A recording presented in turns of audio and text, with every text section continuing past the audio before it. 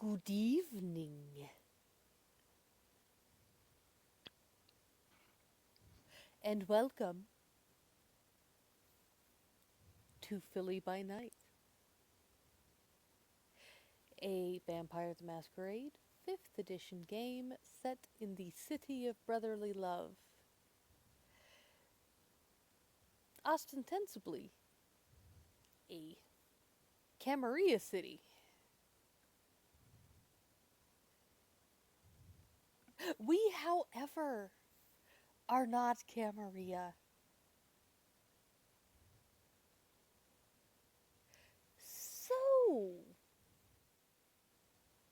let's start with how everyone wakes up this evening, shall we? Mr. Vanguard, what you got for me? He's a little peckish.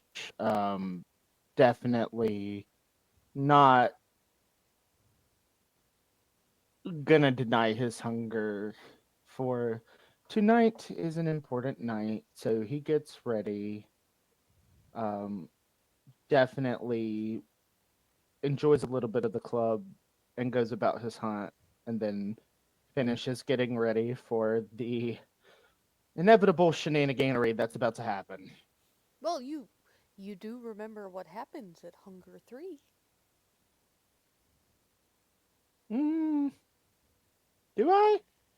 In Philly by Night. Hunger 3 means that you get to have a little talk with your beast. Oh yeah.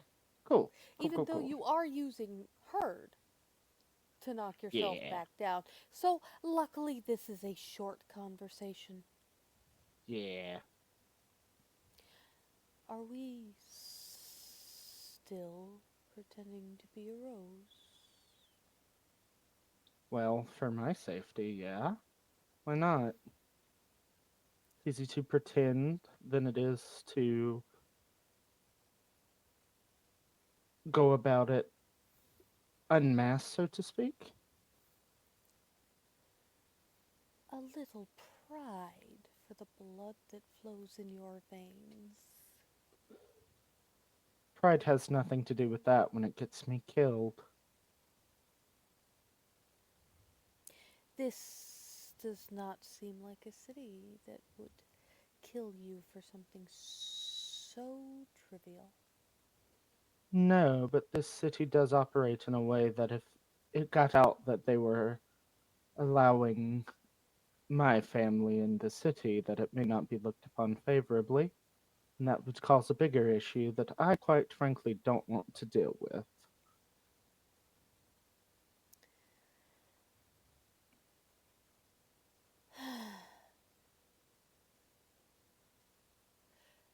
You will feed us, won't you? Oh, of course, that was never a question. But it's kind of hard to eat when you're talking to your talking. I'd You much know rather you entertain the conversation. you know you don't have to do that out loud. I mean, that's fair, but it's much more fun that way, especially when I'm in here by myself. Just so nice to have you keep me company, but I think if it's food you want, we need to cut this conversation a little short. I suppose so.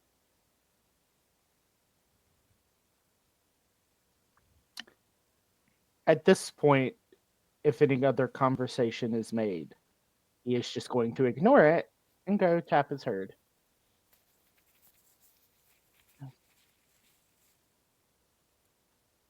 So, you know where you're going for this. You will be meeting the Toreador Primogen to act as escort. How are you getting there? I am assuming Wendy sent the information on where she'd like us to meet her. Yep, Ashton is still too afraid to drive in Philadelphia, so he's going to call a cab. a little small place called the Philadelphia Art Collective. Rather, the Neverland Mhm. Art Collective. Yeah, I think Ashton's too afraid to drive in Philadelphia still, so he's going to call a cab. He's got the money for it. And the world's most ventru gangrel. What are we up to this evening? Well, Sharky woke up a little hungry. Did he now? Yeah, you know, he had what we call a gangrel start. Um, Auspicious luck.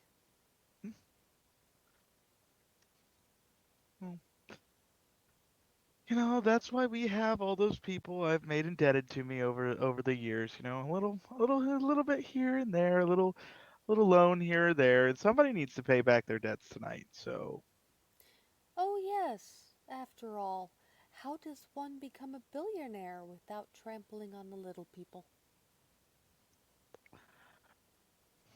I mean, they're little for a reason. Well, it's not like anyone would miss one. Just one sad guy.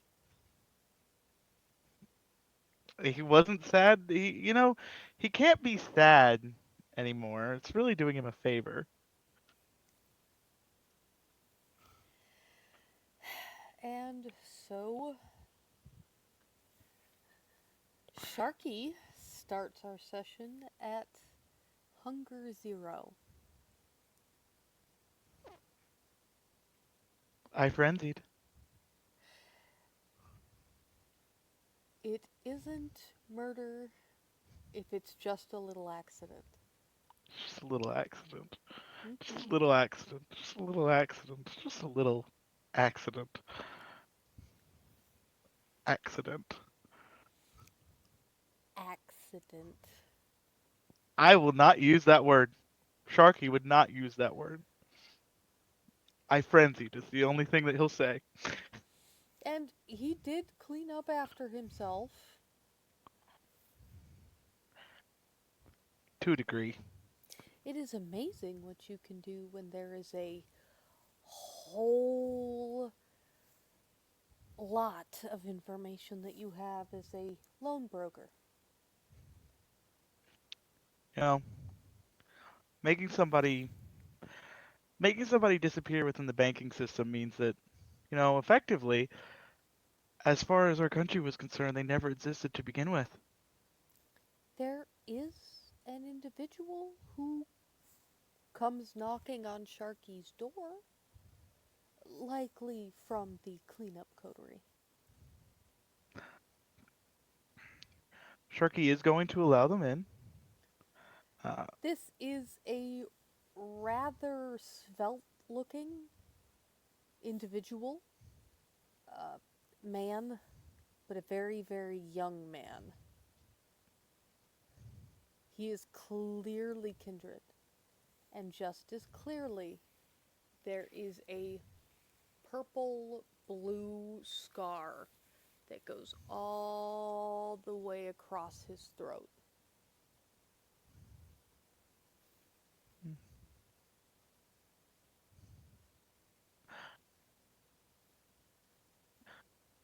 Thank you for coming quickly. The client has already been mostly taken care of. The I made certain that as far as the banking system is concerned, which as you are, I'm certain well aware, is most of the central way that our system is set up. If you don't exist to the banks, you barely exist at all. He's already been wiped clean. So other aspects, day-to-day life, I can't personally get rid of those things, but This is a Camaria city. Making someone look like they never existed is our job or prerogative, is it not? So can you aid me in this? How much would you typically charge?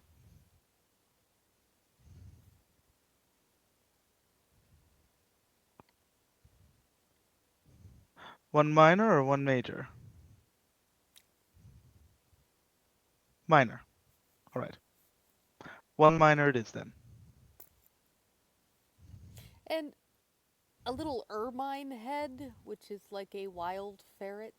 So a little white ermine head just kind of pops up out of this kid's hoodie.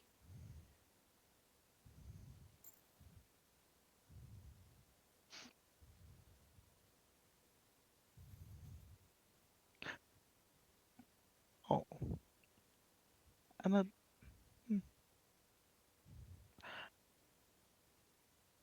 tell your little friend hello as well. And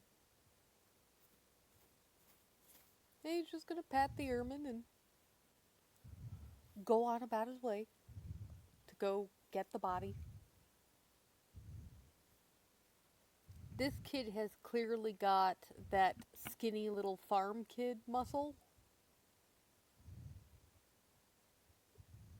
because he's able to just kind of wrap the guy up in no in like a bed sheet or something and carry him out like a bag of laundry.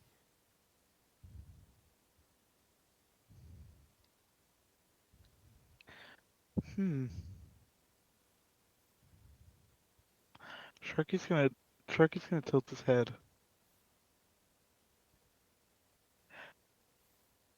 Cousin? No. Yes. Ah, wonderful to meet you, cousin. I wish I could know how to refer to you, but Sharky. He's gonna put down the body, pull a notebook out of his back pocket, and just write Mitch. Mitch. Sharky, or Jameson, if you wish. Have fun.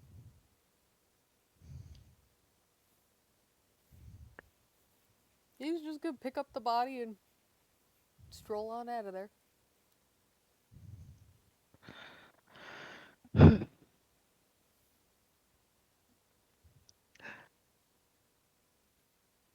Now, of course, Sharky at this point has to go in style.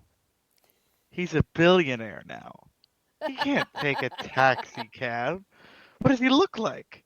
A commoner? Of course he's gonna take the limo. Of course he's gonna take the limo. And his driver.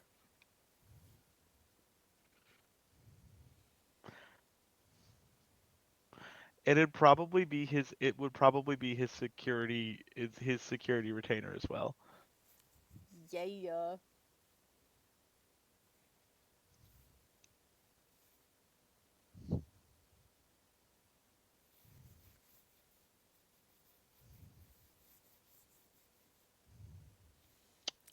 It just a limo driving up to the Toreador Haven. I mean, this feels like the this feels like it's just matching energies at this point. It sounds like it.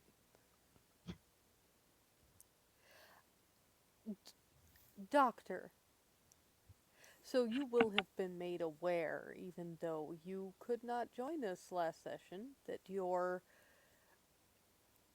employees comported themselves decently enough at being introduced to the prince, and that it was requested that since you were not members of Prince Sexton's court, that you would escort the Toreador Primogen, one Wendy Darling, to a neighboring, often hostile praxis, a different city. Okay.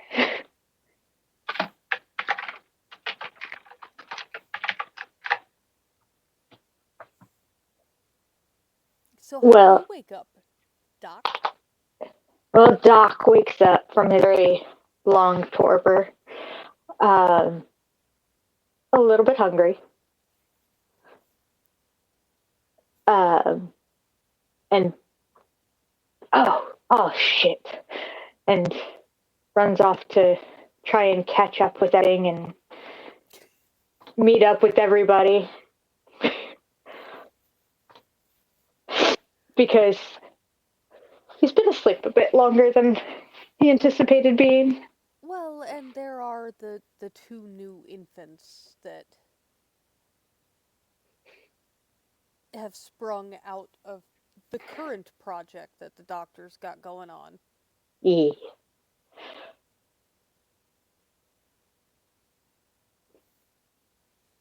So, everybody is meeting at the Toreador Haven, which is a rather large assortment of art gallery buildings with a sign out front that says Neverland Art Collective.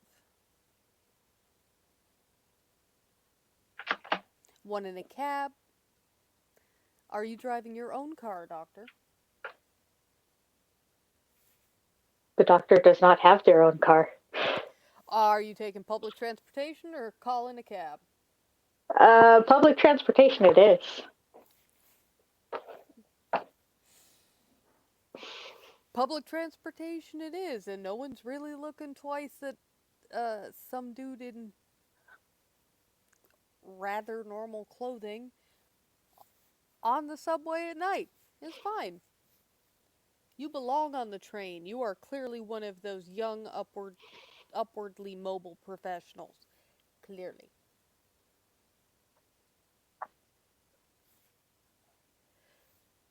So,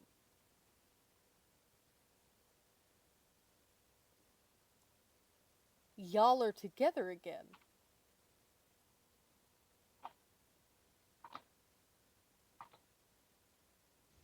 What's happening? I think Ashton is just minding his P's and Q's, waiting on Wendy to get here if she's not already there.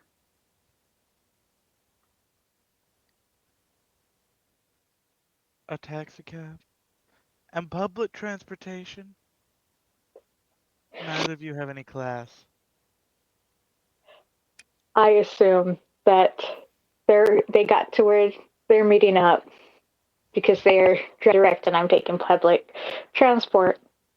So I'll come running up going,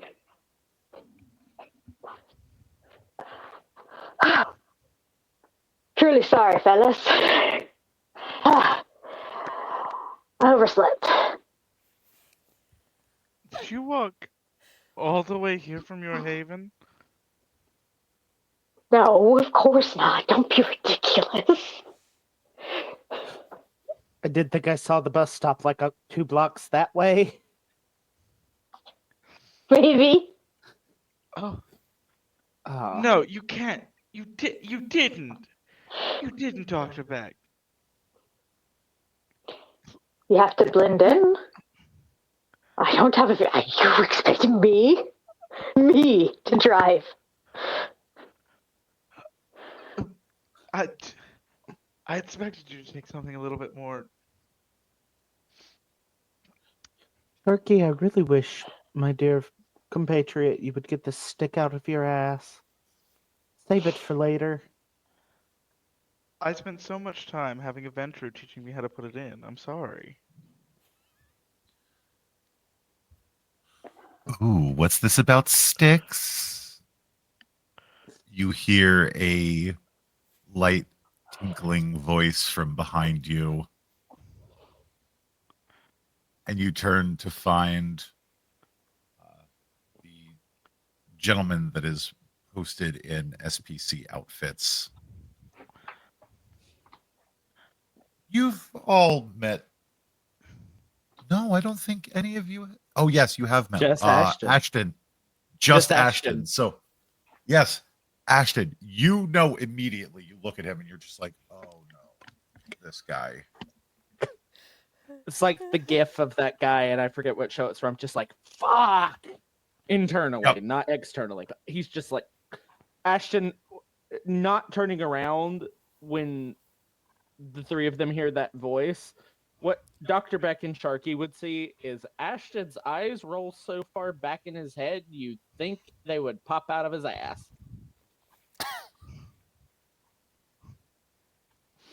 And then he goes, and he almost with a flourish turns around and goes, "Ah, Laurent, it's good to see you." Always And a immediately pleasure. mask up. Shall we all head inside? After all, it is dreadfully cold on these streets. It is the middle of summer.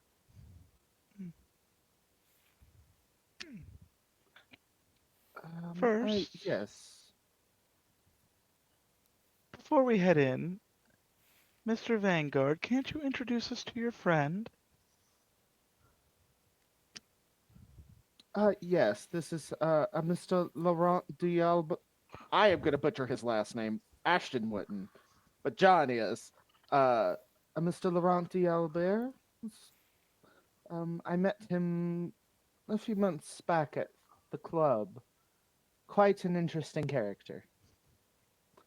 This is out of character. Do either of you have masks? You think Sharky has a mask?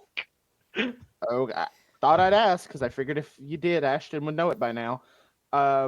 This is you can call him Sharky, and this is Doctor Beck, two of my colleagues here in the city. He smiles at you both sweetly, gives a bit of a curtsy before he walks up to the large door of the Neverland Art Collective, opens it up, and beckons the three of you inside.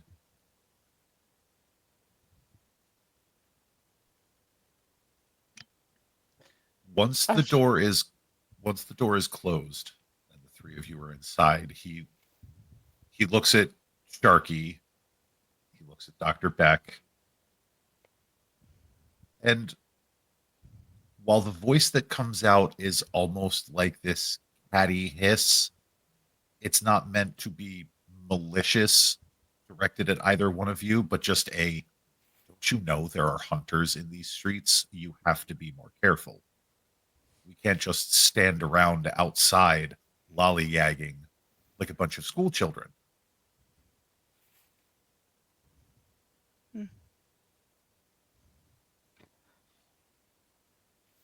Now that we have that unpleasantness out of the way, I do apologize. Being a whip is exhausting. Whip. Mr. D'Albert, I hadn't heard of a new whip amongst the Toreador. Recent changes, what with the former Primogen having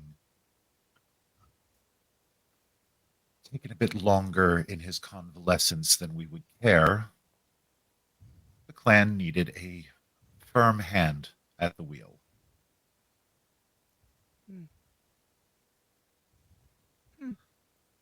And, of course, our dear Natasha, she prefers her position in the city as it stands. And who could blame her? It's a very plum position, and he'll saunter deeper into Neverland.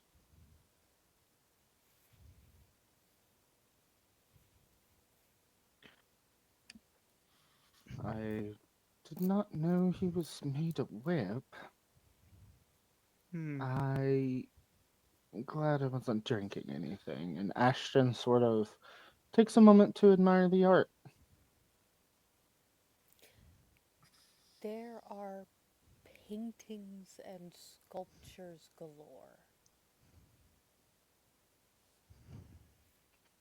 Is there anything in particular that would fit his flavor that he could see? Just, we're A here on lot business, so it's not making a big to do of it, though. A lot of the sculptures seem to be very anatomical. This would be apparent, absolutely apparent to Dr. Beck as well. This Huh. is like if somebody took a surgeon's hands and pictures and pieces from your medical literature and carved them into stone. Hmm. The musculature is perfect.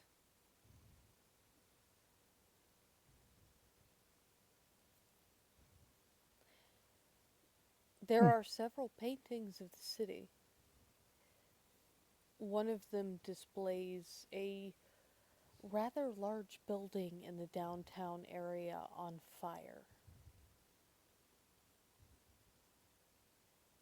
Another depicts a young black man with a bear and a vulture.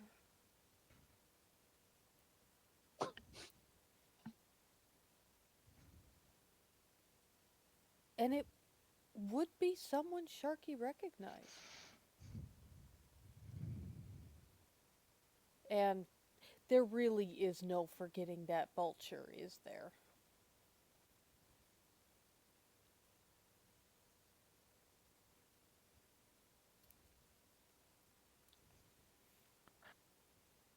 Huh.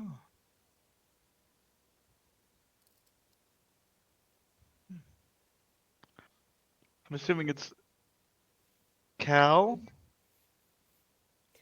And Maury and Jed, or at least their familises. Hmm. Intriguing. Yes, my dear sweet cousin is quite a talented painter. She's done every piece here. I dabble a bit in sculpture, but it's Hmm. nothing like what she can do with paints and a brush. Truly visionary work. Did you sculpt everything here yourself as well? Every piece, yes. Hmm. Quite impressive. Your knowledge of anatomy is fascinating. Well, I have had quite a long time up close and personal with my fair share of exquisite anatomy. Hmm. Just in awe and staring at the anatomical sculptures. It is down to the bulges of the veins and the bones in the back of the hands. There is almost as if he went through and chiseled every follicle. It is down to the minute details, the cracks and crags of the skin. It is like he transformed a person into stone. Hmm. May I? As his fingers are like millimeters away from actually touching the statue. Oh, please, please feel free to examine. It's not as delicate as it looks. And then he'll just like run his fingers over the statue and like feel the finer details that's not as easily seen with the eye. It is clearly marble.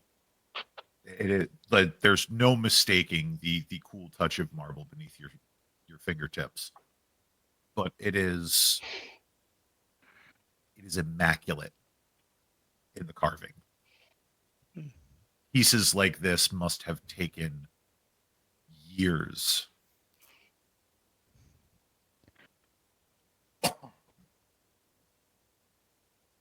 Hmm. We should not keep the Primogen waiting long. She tends to get impatient. Oh, yes. I do apologize. Come. Let, let us go. And he continues down the hallway before you enter into what looks to be a salon of sorts. Cousin, our guests are here. Oh, oh, good. I, I am decent. Excellent. And he'll gesture for each of you to take a seat.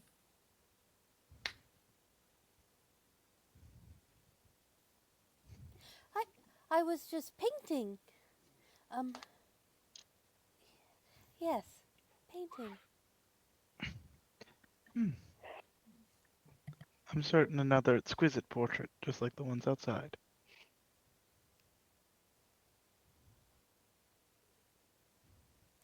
You probably don't want to see this one.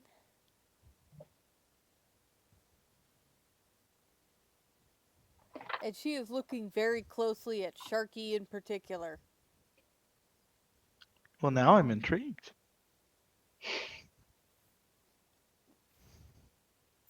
Okay, is that a yes? I really do want to see it. Yes, it is. Considering Sharky just killed this man like not half an hour ago, he would be very well aware of what this painting portrays. It is a man with a broken arm. A very specific man with a broken arm. How exquisite. And the You even got the. background is coding numbers and banking details. How exquisite. You even got the bend of his arm just right. You really do have a talent. Oh, um, more than one, actually. Um, Hmm. They said you had such power.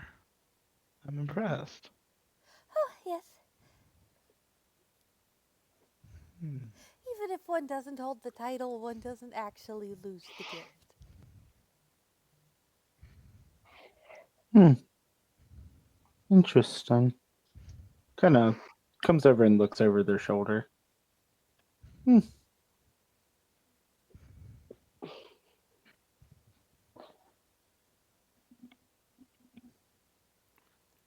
It's beautiful. Oh, thank you, cousin.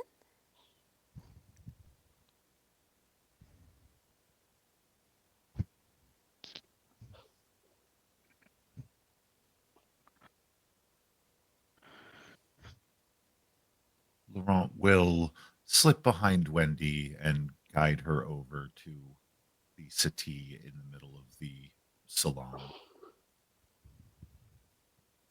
Oh, hmm, we're we're going to Lehigh tonight, right? Yes, we have a meeting with that brute Fairchild. Oh, yes.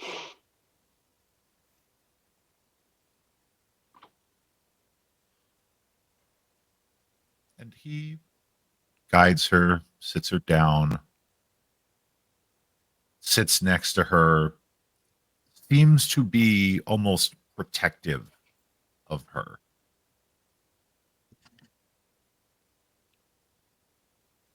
It, This is less a romantic style of protection, more of a sibling energy. Are we expecting things to get rough while we're there? Prince Fairchild and I have a history. Oh, good to know. Hmm. So, You have a history, and you're being sent as a diplomat in Oh spite no, of this? I have to. I have.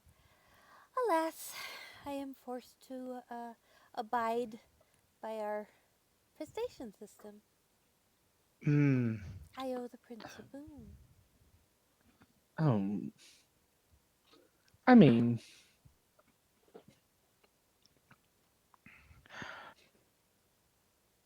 Debts must be honored when it is honorable, despite your history.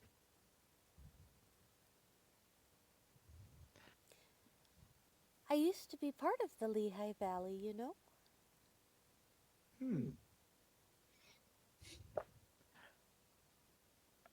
You were not always a resident of Philadelphia. Oh no, I used to be a part of the Lehigh Valley, and and then, but I don't remember that part. All I remember is that when I was here, I was darling. Hmm. well, I are more than happy to accompany you and Laurent this evening. Oh, good.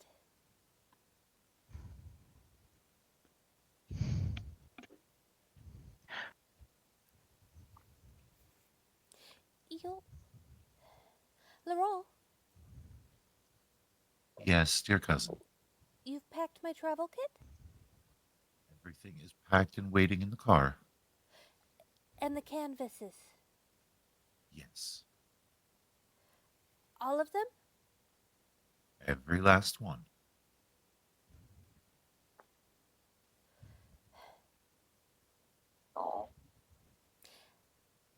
They're not very nice. And it might.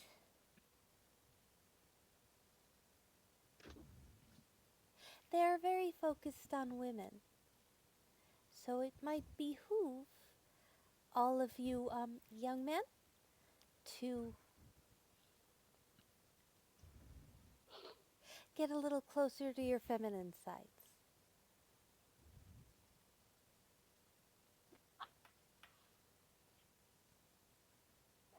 Why, yes, ma'am, I can. I'll do that. Laurent rolls his eyes to the point where you can practically hear it. Fairchild is a pig. And that is a lot coming from me.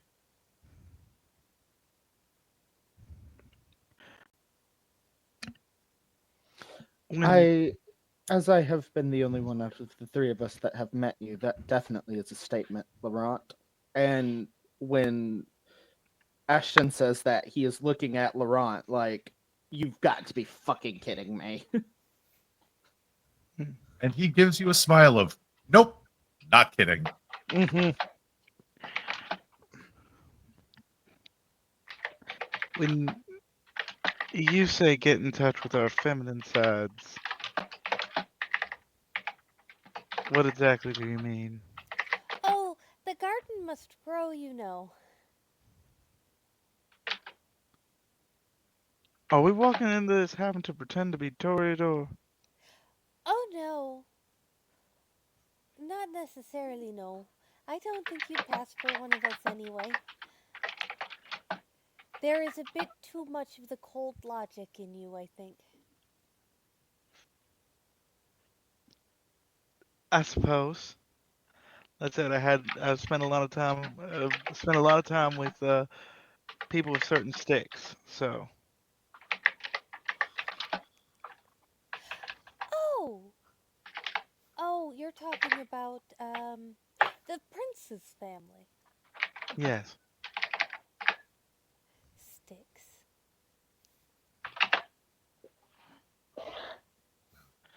Or I could mean I was simply spent time in the sticks. You wouldn't know.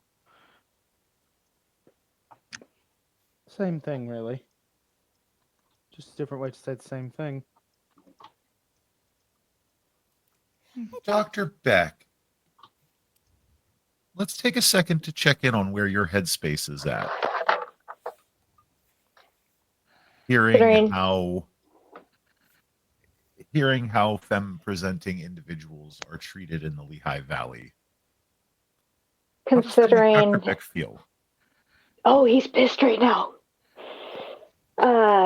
Especially considering everything that he's been dealing with and trying to repair as much as possible via village administration.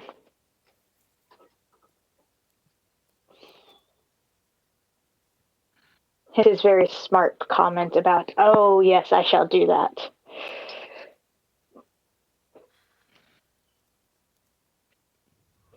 Would you say this rises to the level of rousing your anger? Potentially. I know that everything within Beck just flashed fury. I don't think we have risen to the level of needing to roll anything yet. We will see, however, how that changes when we actually get to the Lehigh Valley. Okay. Laurent will give each of you a very serious look.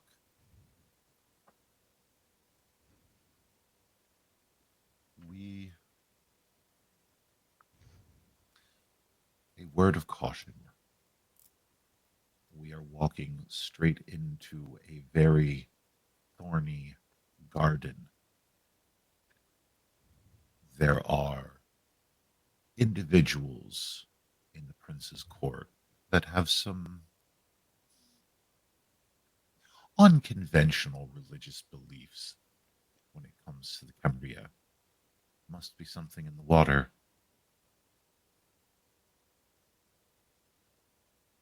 So do be careful, especially when dealing with his new seneschal.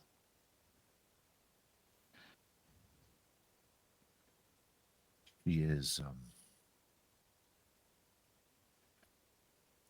a particular delight.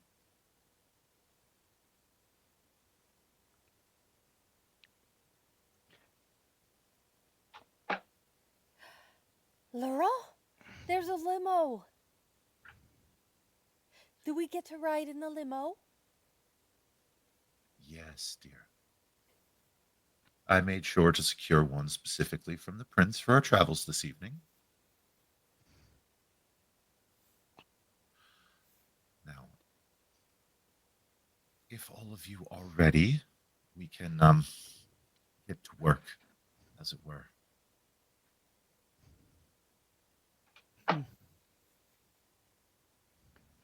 Yes. Let's go. And he'll climb in, scooch all the way into the corner, make room for every.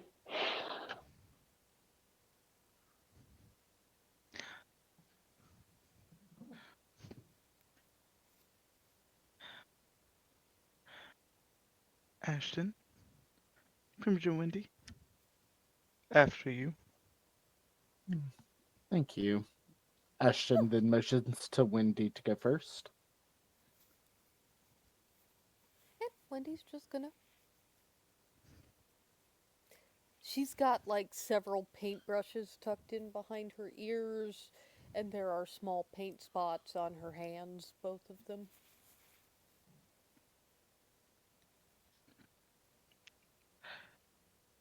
As they get in, Sharky's going to look at Laurent. Has Laurent gotten in the car yet? Laurent helped Wendy into the car, but has not gotten into the car himself yet.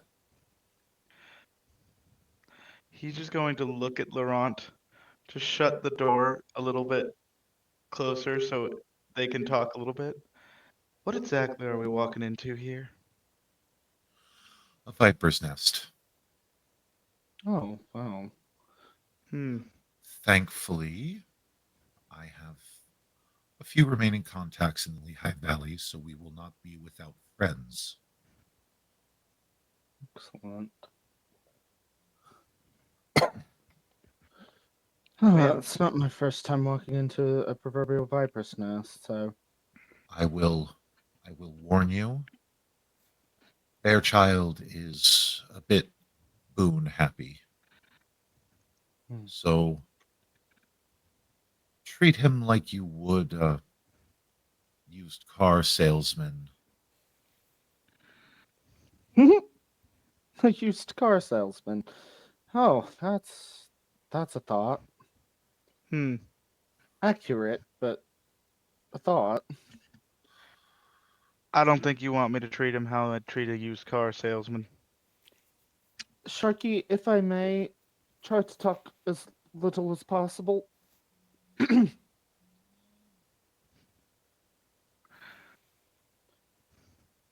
He is. He will attempt to extort boons. Do not give him the opportunity. When I say he is someone that gives even me the ick, I mean it. Hmm.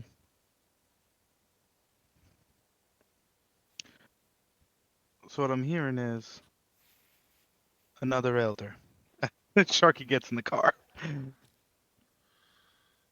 And Laurent will follow suit. He will get in with everyone else. And then he'll knock on the glass partition.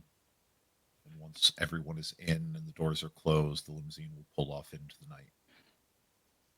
The the trip to the Lehigh Valley is going to take a bit. It's about an hour and a half outside of the city to the north. So, if there's any conversation y'all would like to have in the car, you're more than welcome to. Ashton pulls out the schematics that he was able to get a hold of. And I wasn't told to roll anything. Can Ashton deduce what the most strategic route out is if shit really does hit the fan? From like So, the central point of the building? this building is an old cigar factory, and Mm. being an old factory, there are multiple entrances and exits. Mm-hmm. So you really you really can't go wrong in any direction you go, because fire codes being what they are, historic buildings being what they are, there's not a lot that they can change uh, as far as like getting rid of fire exits, things like that. So you would be well aware of where most of the ground floor exits are and a few of the fire exits from the second and third stories. But this Okay. building has been converted into uh, like an artist loft, Mm-hmm. which you would have the updated blueprints for. Uh, there is a large gallery that you can deduce serves as Fairchild's court. Mm-hmm.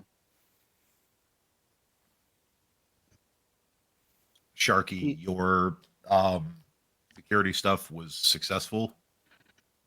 So while you do not have access to his physical security, you do have two individuals who were able to infiltrate the staff. okay. So the security systems are not mine, but I do have individuals in the staff who are basically contacts there who can Who can operate. potentially get you into the security system if need be. Okay. Interesting. Works. Okay. Good to know. Unfortunately, Fairchild is a bit cagier than most people give him credit for, and his security system is not hooked up to the internet and does not dial the police, EMS, fire company. What you have found out is it dials out to a private line. Hmm. Oh no. Oh no. We need to cut that off if things start to go south. Oh, that means he probably has a ghoul. Oh no, he probably has a ghoul force. Oh no. Oh, Chandler now. Chandler knows what that means. Oh no.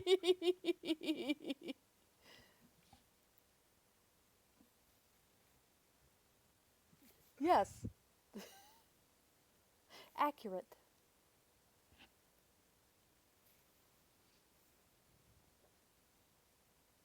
Well, I've got some men on the inside. Oh, good. That makes two of us. I have three individuals that are placed within the staff of the building. Should be able to run cover for us should we need to. I've got two myself. So Good. Good. they're focused on the security system and gathering information on that, and potentially, should something happen, perhaps gaining control of it. So fingers crossed, if Fairchild tries something, we can cut off its security system before any strike forces get involved. Good. Good. And I'll make sure that we have as many eyes and ears as we can afford. I will warn you, his new seneschal is Angelica is not one to be trifled with. She seems rather well versed in a very specific gardening style that I don't much care for. Hmm. Pain, they say, is the best teacher. Oh no. I. Oh, on It's the you. only teacher. Hmm. Are Laurent, are you fucking kidding me? Hmm. Well, intriguing. I doubt she and Fairchild actually get along very well, if what you're. Oh no, they only appear to get on like a house on fire. He's more of the angelic sort.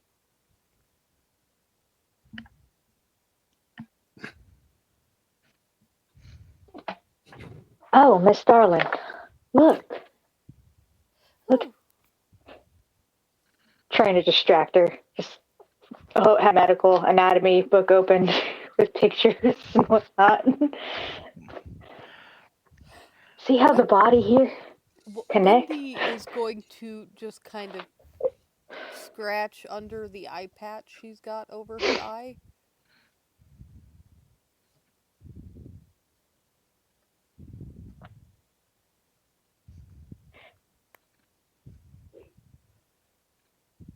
Oh,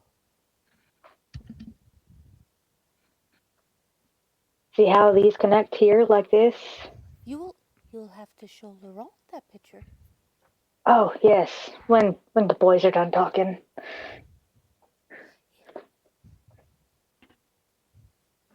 Oh, look at the color. Gorgeous, ain't it? I don't think I've ever seen a green like that. Yeah, well, that's how the bile builds up in the body around those particular organs. Oh. Well, gentlemen, are you done talking or would you like to get in the car? Oh no, we're in the car. The car In is the rolling. car.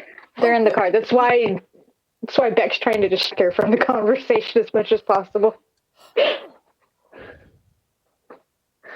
I don't know why. He thinks he has to protect her in this manner. This is going to be eventful, Laurent. Very eventful. Hopefully, no. No. the way I see it is, we just need to strike the right match, and the fire will take care of itself. Hmm. We don't do matches. We're kindred. The fire's not good for us. It's a metaphor, Sharky. Metaphor. Speak for yourself. Thank you so much, Ashton. Genius is rarely recognized in its own time. I'm sorry, Laurent. I didn't quite get what you said. Could you say that again for me? He said, thank you, Ashton. Genius is so rarely recognized in its own time. Exactly. Metaphor. Isn't that a diabetes medication? No, that's metformin, dear. What's that? Oh, jeez. Diabetes medication. Exactly. That's exactly what you said it was. That's not even a word. Oh, I'm not entertaining you anymore on this matter, Sharky. The conversation is over. oh my. It's a good thing you don't have to pretend to be one of us. That's fairly basic artistry.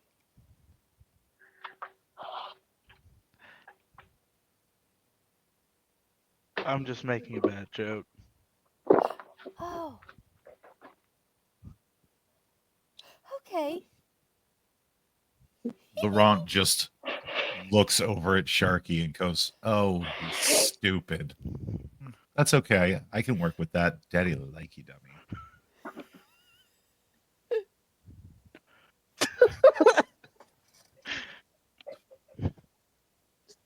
Done. Sharky is not even gonna recognize that. His no insight having his does not have the insight for that. Uh You don't even need insight. The man is clearly just like, yes, I can work with that. Asher rolls his eyes at Laurent, like not in like a I'm peeved off, but in a joking manner. If Laurent clocks it. He's got the insight for that. Beck will just reach over and pat Sharky on the knee. It's okay. You'll figure out one of these days. That's coming from me.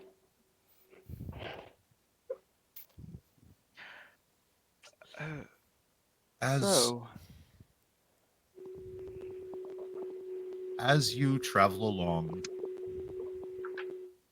most of the drive is exceedingly uneventful and boring. There is long stretches of straight highway through farmland, eventually giving way to rolling hills.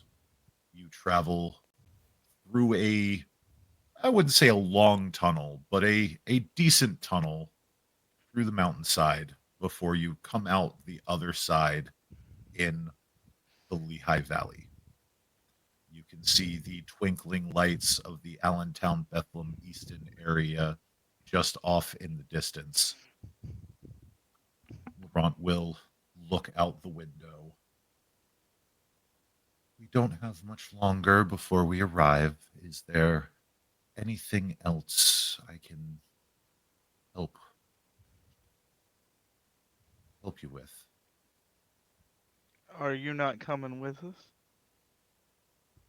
I will be there, but I won't be immediately with you. Fairchild is far too familiar with my face, and I'd rather not do anything that might impede your work. But I'll be close by. I'll be in the building with you. I see. I mean, we have someone here who can probably make certain that your face isn't recognized. Isn't that right, Dr. Beck?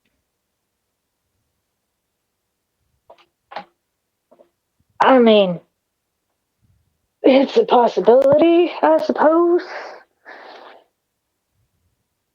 If that were a need. Laurent just kind of waves his hand. Oh, I wouldn't want the good doctor to waste the vitae.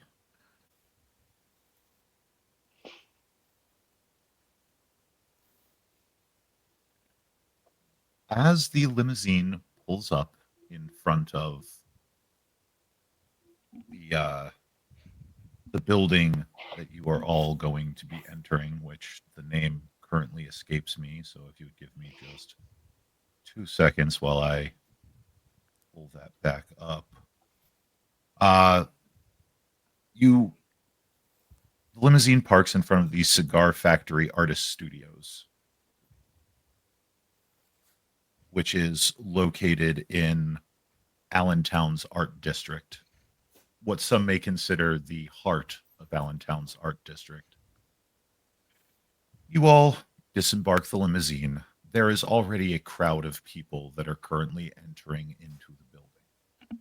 And as you all begin to make your way in, please give me a wits and awareness, the three of you.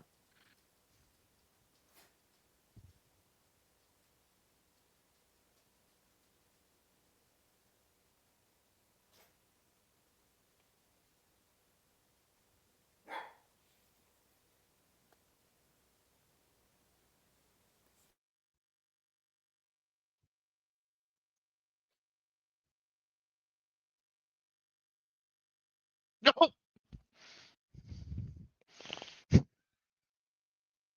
Too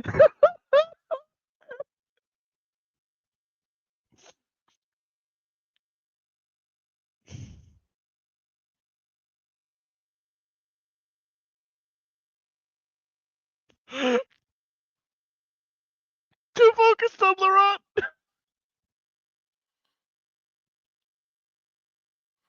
Oh no, that's okay.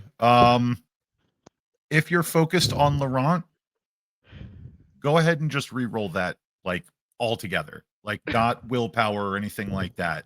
Just if you're focused on Laurent, re-roll that clean and the difficulty will be lower.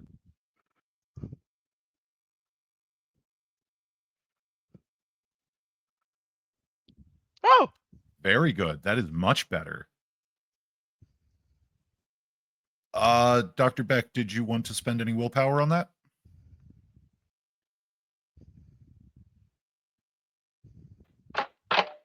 Yeah, let's go ahead and burn one. Because I feel like this may be important.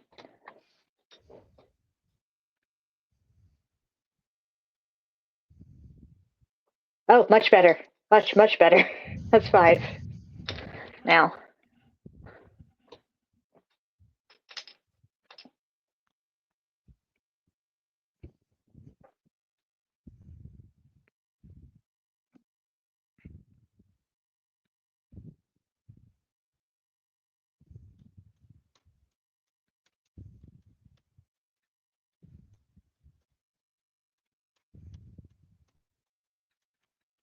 You are muted. Okay. Let's try that again.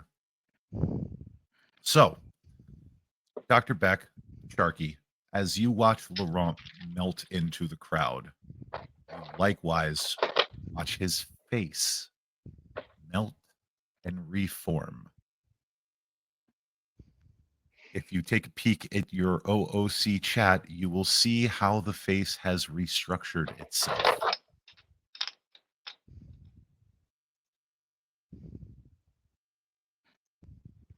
oh, Sharky likey. As he slips off into the crowd wearing a brand new face. Dr. Beck will go make the mental note of, that explains the not wanting to waste. Got it.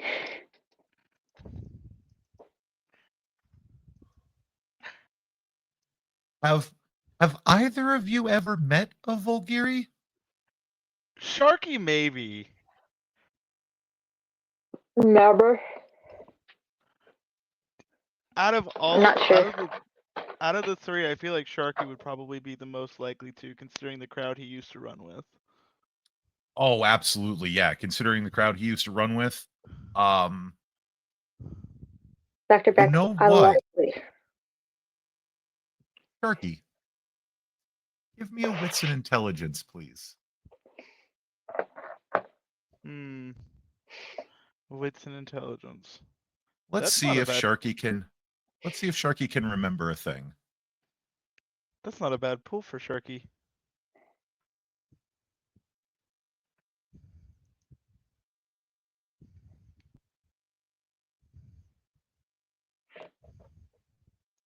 Hunger 0.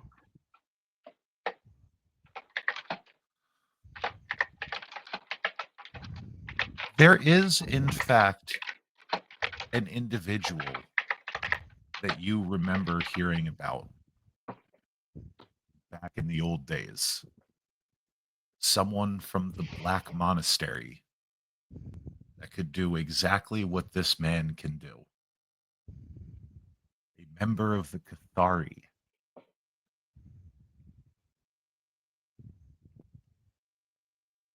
Oh.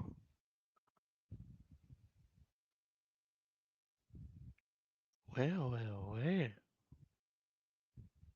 Isn't that interesting?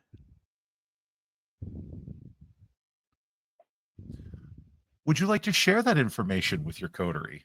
No. Okay.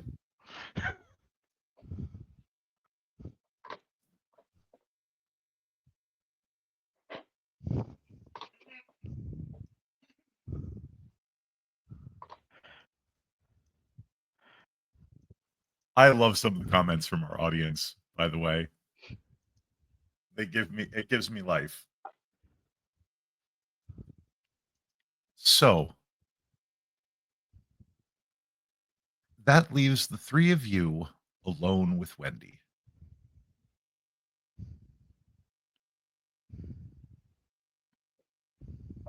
And I am Beck will going put his to leave things over to your storyteller for a moment.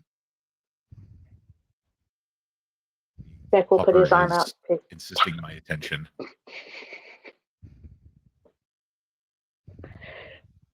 Beck will put his arm out in offerance to Miss Starling. You're muted, my love.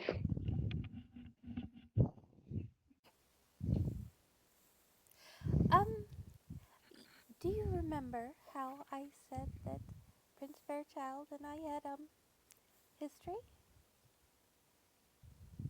Yes, ma'am, I do. There there may be a little extra ire if he thinks any one of you is more than just a required escort. I'm only escorting you, ma'am. I'm just my proper mannerly duty.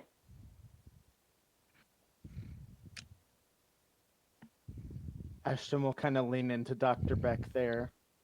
We know that. We know that, Dr. Beck, but does he? He can study me. Whatever he believes. It's up to him. There just might be an extra added element of danger, is all. We're already If in you enough danger as is. if you would not like me to escort you this way, I will walk beside you, ma'am. Oh, yes, that might be better for at least the initial greeting, and then I imagine while I'm painting, he'll probably just it'll leave you all free to mingle a bit. Yes, ma'am. Whatever your heart desires. He'll just walk with his hands clasped in front of him. Okay. And Wendy's gonna go dig through like the trunk of the limo and pull out painting kits and several rather large canvases. Here, let me help you with that. He'll take as much as he can from her to help carry for her. Oh, yes, this will work.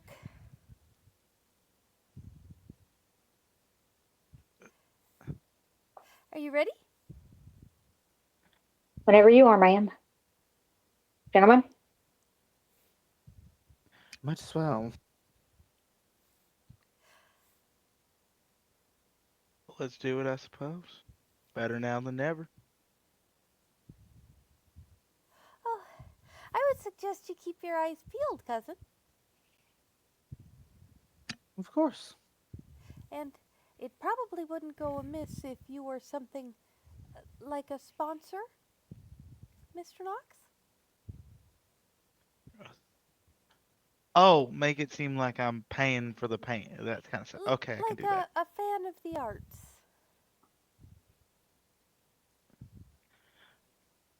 Be the rich Oh. asshole you are. Oh, oh, I get it now. I can do that. I can do that. How do you talk? Do you talk about? Do you talk about paintings like you talk about sports? Is that how that If works? that's what you're interested in, I suppose. What the hell, Sharky? Or like the stock market? Yes, Yes. they are investments. That I can do.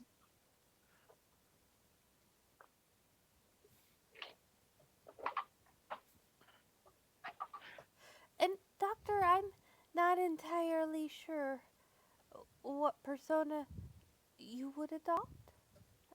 I could be your assistant if you would like, ma'am. I'll just carry your stuff for you. Yes. Yes. That's I fine. keep my eye on the ground. And Wendy's just gonna step in, fiddling a little bit with the eye patch, because clearly some combination of this place and the patch over one eye is being a problem. Yes. It's just she seems to be extra aware of it in a way that she didn't seem to be in the car.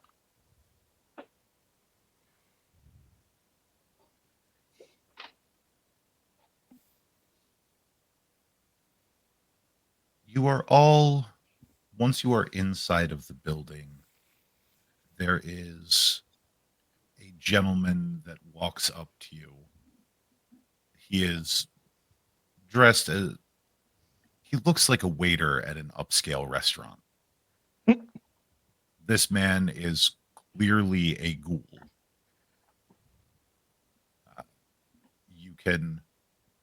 You can tell from the fairly noticeable rose tattoo on his neck.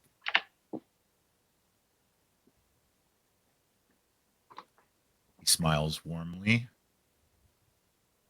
nods his head to the three of you before looking at Wendy. Miss Darling, the prince is ready to receive you.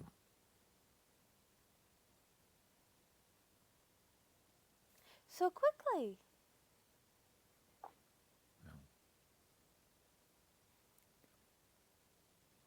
If I may be so bold, ma'am, you are the only striking redhead with a rose eye patch.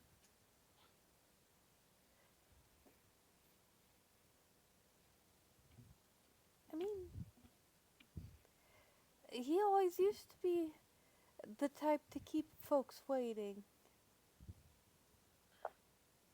He's been eagerly awaiting your arrival.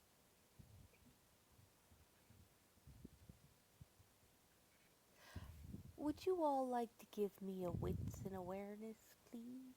Or a wits and insight? I will take either one. Can do. Oh no. Hunger Zero is nice. You're freaking excited, aren't you? Yeah. Oh, goodness. It's not helping me very much. I mean, it's not hurting any. I've got 5 dice in this dice pool. Best I can do is 1 success. I blame the dice spot. Oh, absolutely. I need to get Sharky some more specs. We're gonna fix that. We are gonna fix that. We are going to try. Don't fix it. Don't fix it. Make it worse. That might be what I just did. Oh shit.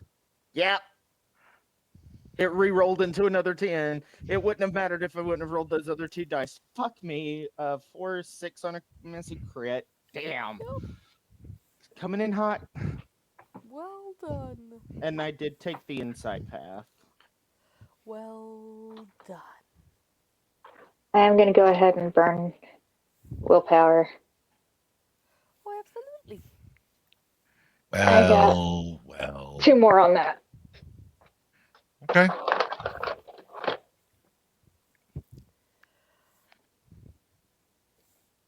Wendy is terrified.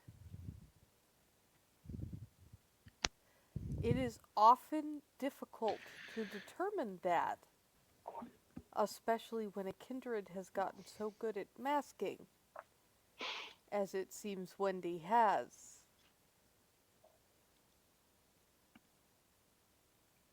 She's terrified.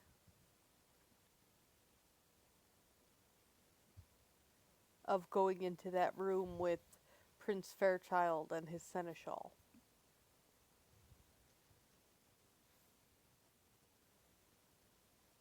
Dr. Beck will just ever so slightly lean a bit closer to let her know that he's nearby without saying or doing anything. Just the slightest. So, Mr. Movement. Vanguard, what would be going through your head at that realization so I can assign a proper thing for that messy crit? He sees Wendy afraid. And let me look at something real quick.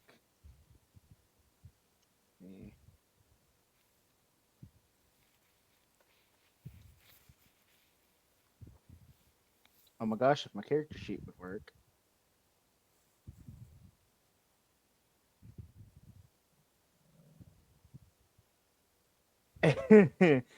um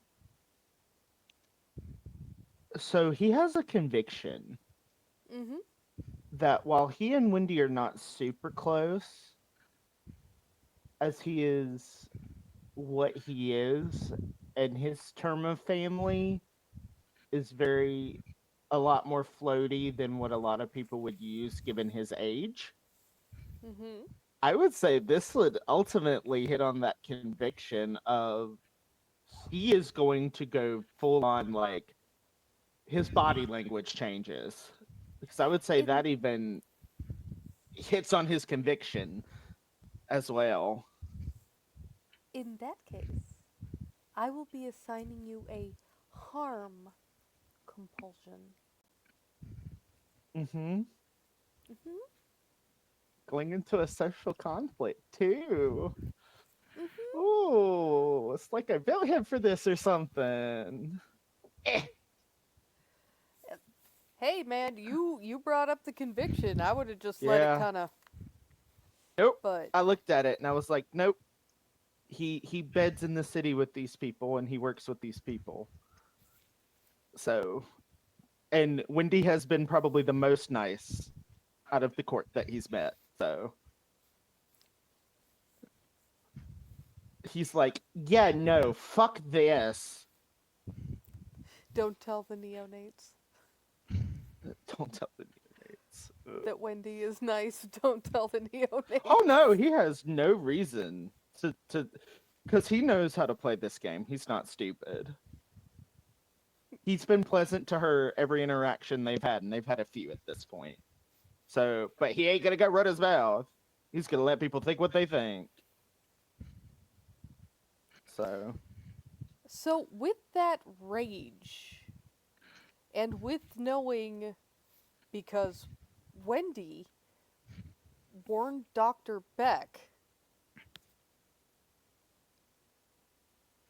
will you be playing Escort this evening, cousin? I think he is not angry enough to be that spiteful, and At he's least also not yet. well, yeah, yeah. Um, he would rather use the harm to infect the seneschal and the prince on each other, then potentially one, put Wendy in danger because crossfire, and two, there is supposed to be an outcome that isn't just piss the prince off. He's still pretty level-headed about what the fuck they're here to do. So I like it. he I like he is this logic. still, and this is mean, and Ash should knowing he's going into a social situation. Yes, he has this harm compulsion, but he feels this compulsion, but he's like, nope, stifle it down. Wait, there's gonna be a moment for it to rip and roar, and that's when we're gonna let it happen. Don't do anything stupid, Vanguard. Don't be stupid. Mm-hmm. And Sharky is still just kind of trying to figure out whether or not Laurent was flirting. And the Cathari realization is like, is that really flirting or is that just how he is? Like, so Sharky's still doing math in his head. Sharky is the math ain't mathin' meme. Yep. The Sharky big is the question lady. for big question for Sharky right now is probably what is a Cathari doing as a whip in Camarilla City? He hasn't hit that point yet. That's coming. That's Oh, coming. But bless he hasn't- him. He's stupid. It's coming. He's gonna think about that, but it needs to He's take a time to coming. process first. He's got to work through the one charisma that is the social stupidity first, and then he'll be like, wait, oh no.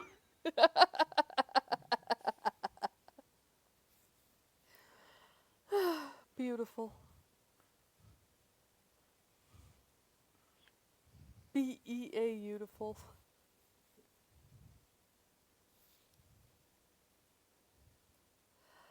So, Wendy's going to, like, very, very clearly steal herself and then walk into the audience room. And I am assuming we are following in behind her, right? Yeah. Okay. Well, Beck will be beside her, carrying all her stuff, but kind of like playing, Yeah. looking down, subservient. In the audience chamber, you see at the back is a man in a pure white suit sitting on what can best be described as a rather ornate wrought iron throne full of various different rose iconography. Standing behind him is standing behind him is a woman in a bright red skim dress, standing almost at attention, flanked by several guards. The ghoul leads you in, offers a quick bow to the prince. Prince Fairchild, your guest and her retinue have arrived. The prince rolls his eyes and flicks his hand to push as if he's pushing the ghoul off. Like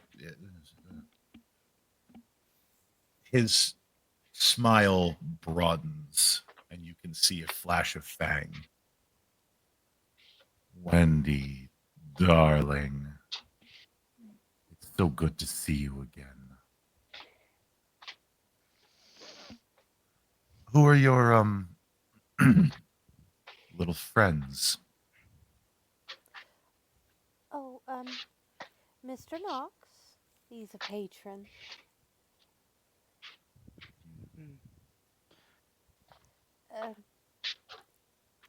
Mr. Vanguard. One of our cousins.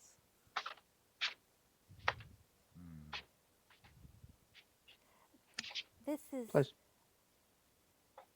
Mr. Beck. He's assisting this evening with some of my gear.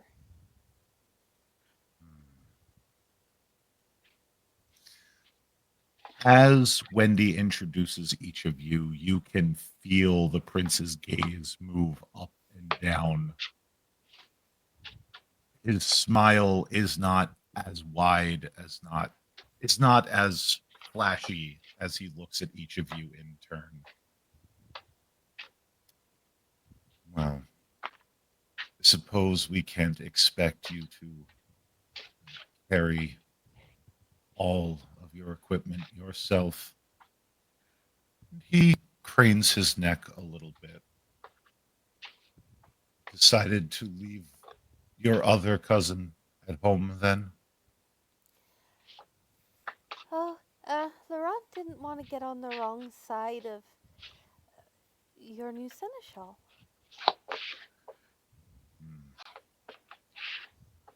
It's for the best.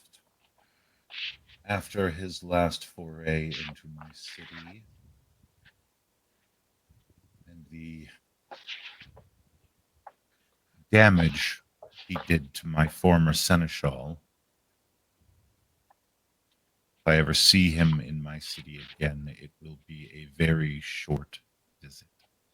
Oh, I can assure you, you won't be seeing Laurent. Excellent. Well, before we get into the party proper, which I do hope you will all stay for, figure it would be best to get you set up where you need to be so you have time to produce some of your masterpieces for me.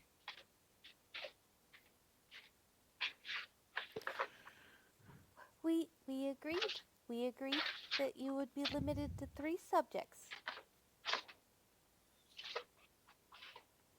A deal is a deal, after all. 3 subjects, no more. So, name them.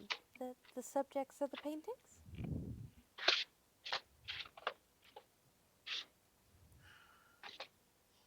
One of them shall be your prince, this sexton I've heard so much about. The other shall be myself. And last but not least, and he reaches up behind him and strokes gently the jawline of the woman standing behind him. My darling Angelina.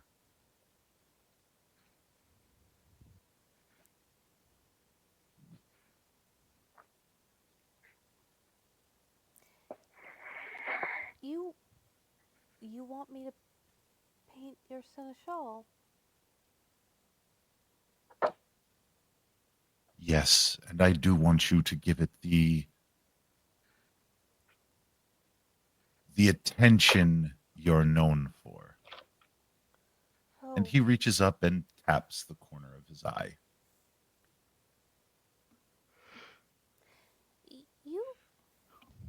you may want to turn around for a little bit. Then sometimes it's better if I use them both. That's why we'll get you set up where you can have a bit of something more akin to privacy. Okay.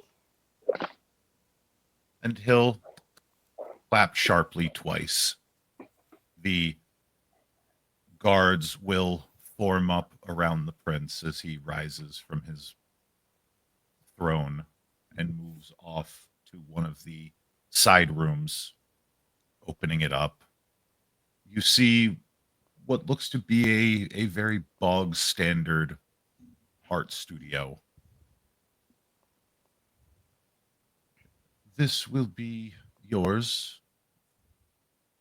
as long as you need it this evening. But I do hope that when you are finished with your work, you'll indulge me in another dance.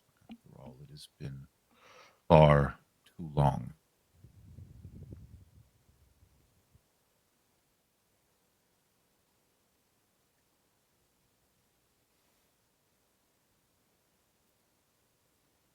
Perhaps. Per- perhaps. You, uh, a Primogen's work is never done. Not really. And we shall see what your artwork takes. Of course. Do you require any of these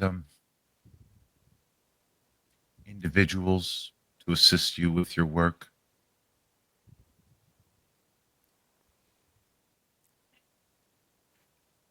Require? No, but it should definitely be their choice, right?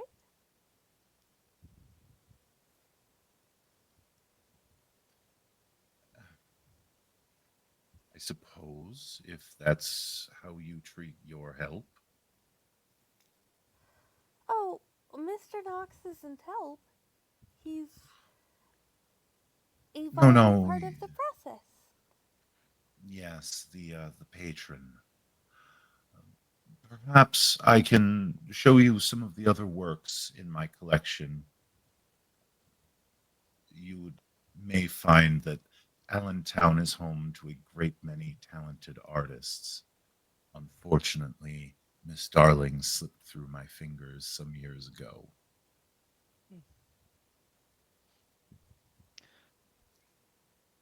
I will always take some time to appreciate fine art. Excellent.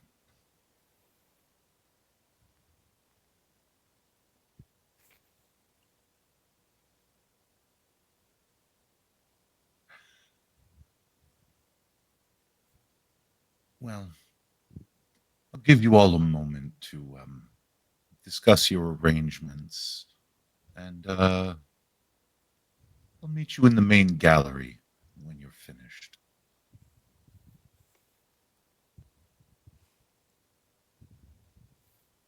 And Wendy is going to sort of reach for her eye patch, which hopefully will make the prince skidad.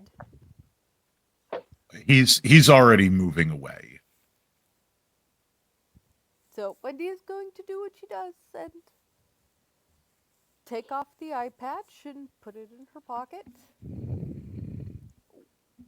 Wendy is missing an eye.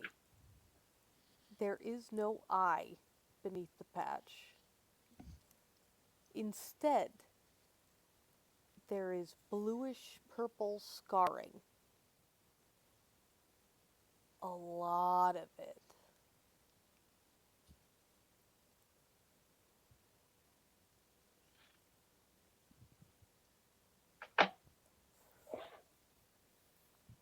That ain't normal. Oh, it's not that abnormal. Uh, with your family, I don't know what abnormal is supposed to mean anymore. I'm talking from a medical aspect. It's not that abnormal. The body does weird things. All right. Well, Miss Wendy, Miss Darlin, where would you like me to set these up for you? Oh, he won't come back in here if he thinks my eye patch is off.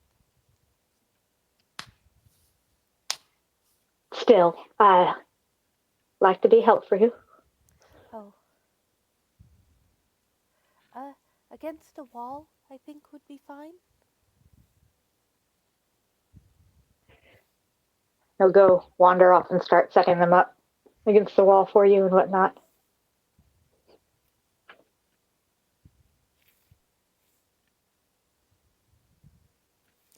He does. Well, he pretends to be polite quite well.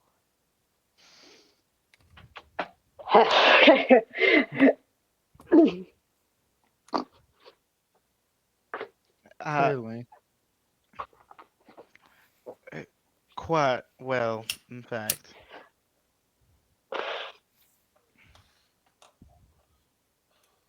Well, you know, there's polite and then there's Toreador polite. We I do mean, have a way, cousin, of being quite catty, even when it's not necessary in a lot of situations. And he smiles at Wendy.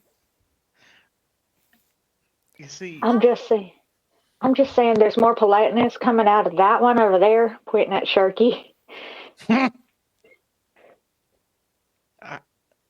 I am the epitome of polite. Oh, Yeah, keep gee. telling yourself that. Now is not the time. No, considering two of the prince's guards are stationed right outside the door. Yep. It's all in good fun, though, I'm sure. While Ashton is waiting for Wendy and Beck to be done setting up, we're still in the throne room, right? Like that was a art studio set up adjacent to the throne room, or did they usher all of us into the art studio portion and like shut the door? You're I, you're in a side room and they have closed the doors. Okay. So you were in a room adjacent to the throne room. Okay. Gotcha. Cool. Never mind then.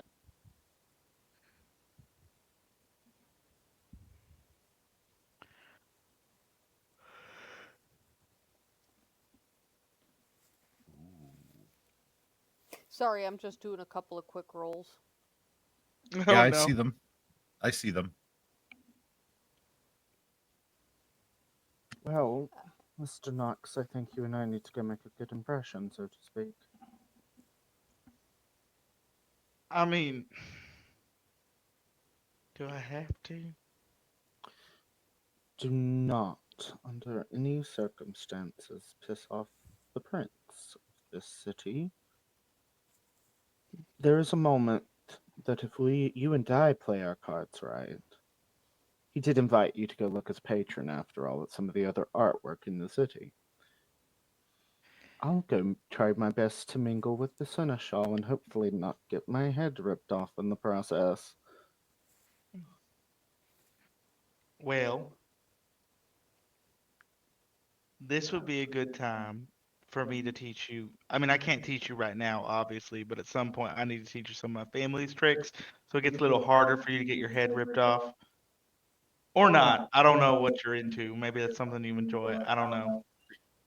You you Sharky, roses are weird. not right now. But do you get my drift? If we're going to spin a yarn, as they say, we have to be able to spin a yarn well to get them to attack to start fighting each other. We're not they're not going to that's not our goal. That's not our goal. Our goal is to leave here alive and potentially a little richer than when we came in, okay?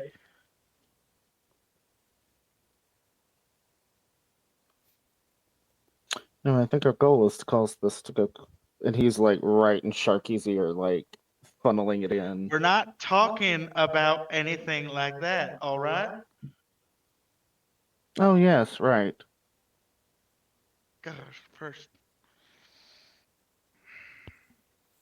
And For the Wendy record, just the whole time he is whispering that, like he is not being super loud at all. he could be screaming it and Wendy would not notice. Yeah. Wendy is very clearly Mm-hmm. focused on nothing but the paint. She is drawing brushes out of her hair, a couple tucked into the boob pocket, various paintbrushes here, there, and everywhere. Like, she has not even poured water yet, which is probably going to be a necessity.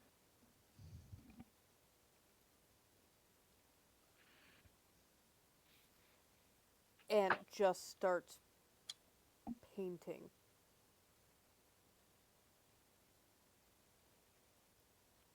Beck will walk over, fill a cup with water, bring it over, and set it beside Miss Darlin. And then, like, take a seat, just watching if there's anything she possibly could need that he could run and go do. It's so far what seems to be rising from one of the smaller of the canvases seems to be the windows of the Pyramid Club.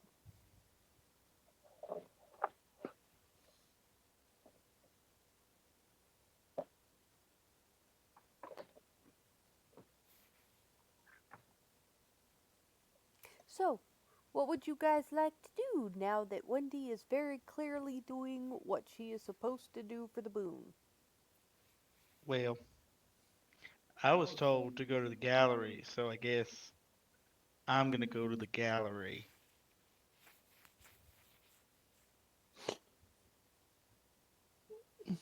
Good old Sharky. Do Play in what the I veg was room. told. Play in the I veg room. gotta look. I have to replace that spine somehow. Yeah.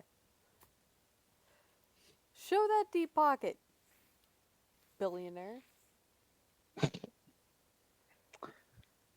The prince clearly seems interested in the resources. Mm-hmm. Mm-hmm. Mr. Vanguard. He is going to go outside and mingle if he can catch a conversation with the seneschal.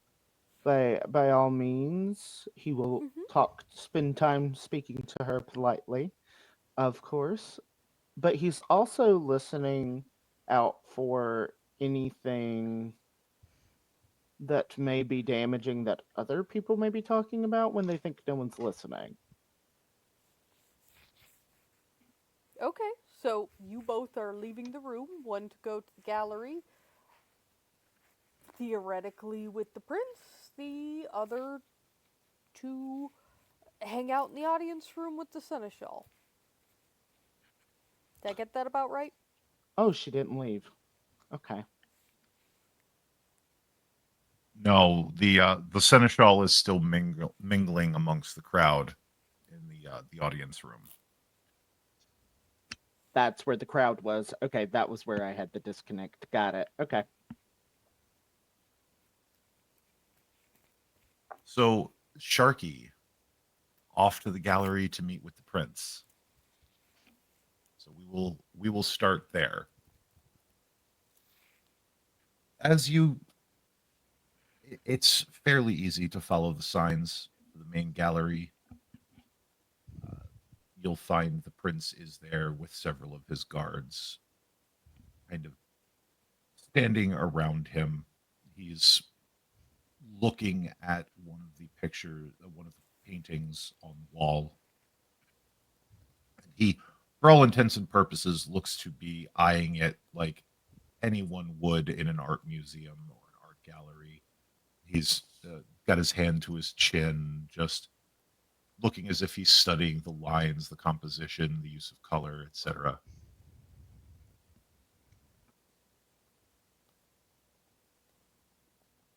As you draw closer, gorgeous, don't you think? Mm. Yes, sir. Unfortunately, the artist is no longer with us. Mm. Mm. One of our kind, or Oh, yes, one of my own family, uh, mm. former broodmate. Thankfully, your prince was kind enough to increase the value of this art exponentially. Mm. I see. Well, even bloody affairs have their profit.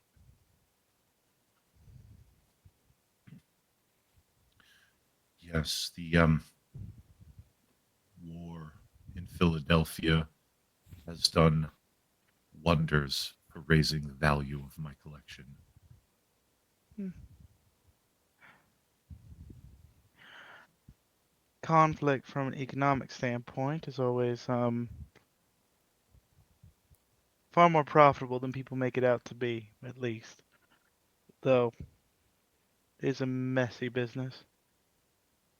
Exactly. Uh,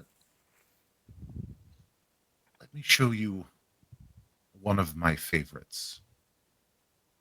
And he walks down the line of paintings and stands in front of a very simple portrait. It is a portrait of Fairchild being crowned by a set of disembodied hands. This was actually the last painting Miss Darling did for me. It was shortly before my coronation.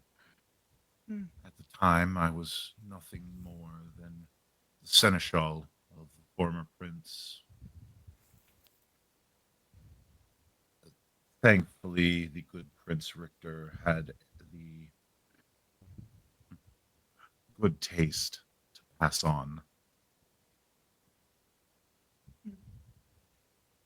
Well, I could not think of a more stunning ascendancy, at least. The piece itself is quite beautiful. Hmm. Whose hands do these portray? To hear Wendy tell it when she painted it, they are the hands of divine providence.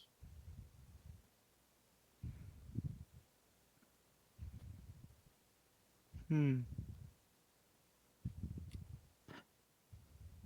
The hands of divine providence. Hmm. The divine right of kings, I see. Hmm.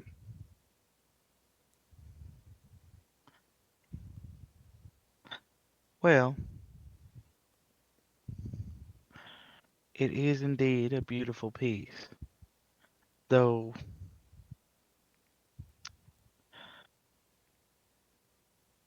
its continued value likely must have gone up by now. She's been gone for quite a long time, likely gone through a mask or two by then. Oh, indeed, indeed. I I understand she has built quite the life for herself in Philadelphia, but I do wish so ardently that she would come home. And his hand reaches up and traces along the outer edge of the frame. I do miss her so. Hmm. Well, have you thought of asking her directly to return? Hmm, I've considered it. Perhaps there will be an opportunity this evening. After all, I know that things can be quite dangerous in that city of yours. So many of our family have turned up dead. Hmm. So many of every family. But what is our lives have had a little danger? And we will pause there and pivot over to Ashton, who is making his way to the Toreador Seneschal.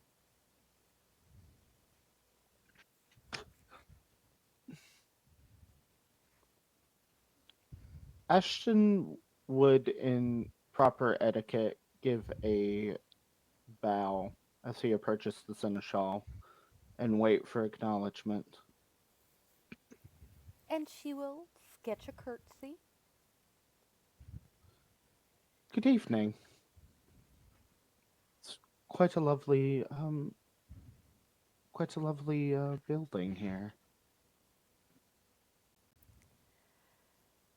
It's amazing what you can do with interior renovations, especially when exterior renovations are not available. Indeed. How are you this evening? The Oracle called you a cousin? Correct. Indeed. I suppose she would know.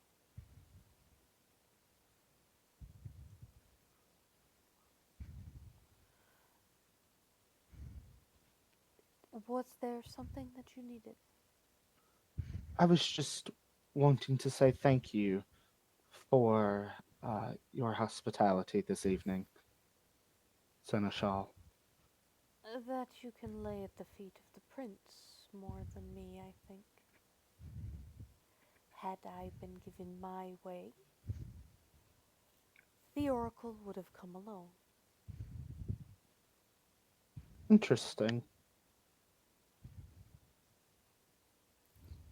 Tell me, Seneschal, indulge me. How are things here? I'm new to the state altogether and don't really know much of the comings of goings of the area. How is it For over us, here for for us, you? much better than in your infested rat pit. Ah, indeed. It is so dreadful, those little vermin. And I'm told your seneschal is something to behold. So I've been told. I have not met the Seneschal proper. A I haven't had a monster. beauty is that of the eye of the beholder, I suppose. It is subjective after all. And the keeper of Elysium is a sewer rat.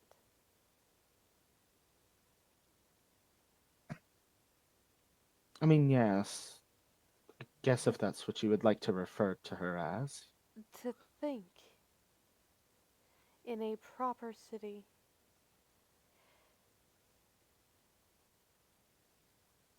it boggles the mind why a Ventru would choose a brouhaha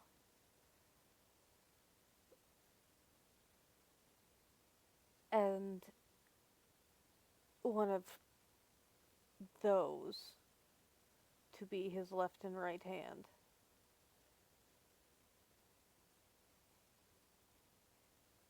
Does it really matter as long as they're effective at what they're tasked to do, Seneschal? It depends on how you see their tasks. I suppose.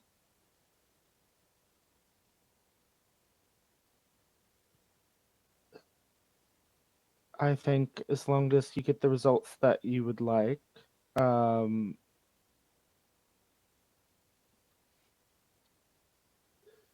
does it matter at the end of the day? I suppose it doesn't. To I me, can anyway. see why you chose Philly.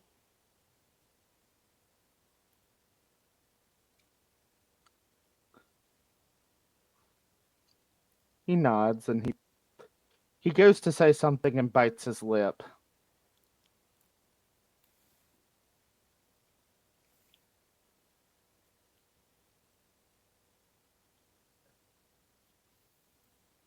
So,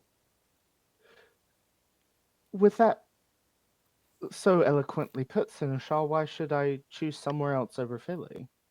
Like here, for example. Here is normal.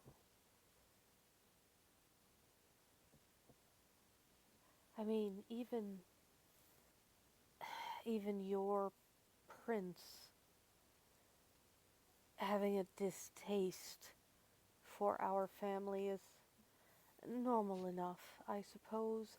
Sure, a Ventru can rule, but it takes a Toreador to do it with panache. I suppose I may be one of the few of our family that would rather see someone be effective. That doesn't matter which family they come from. For me personally. Oh, indeed, one of the strange roses who seems to find beauty in Obscurity. everything. I am what I am. Seneschal. Oh,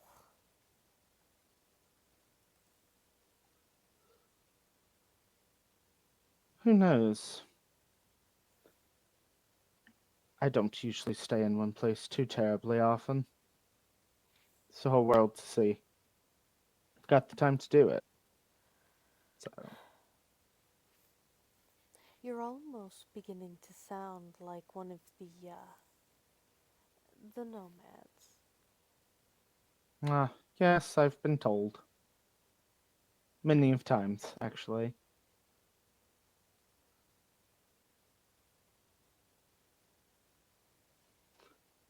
I am what I am, I suppose, and what I am is someone who has tried to put down roots, but when, that's why I prefer effectiveness over panache, as it were.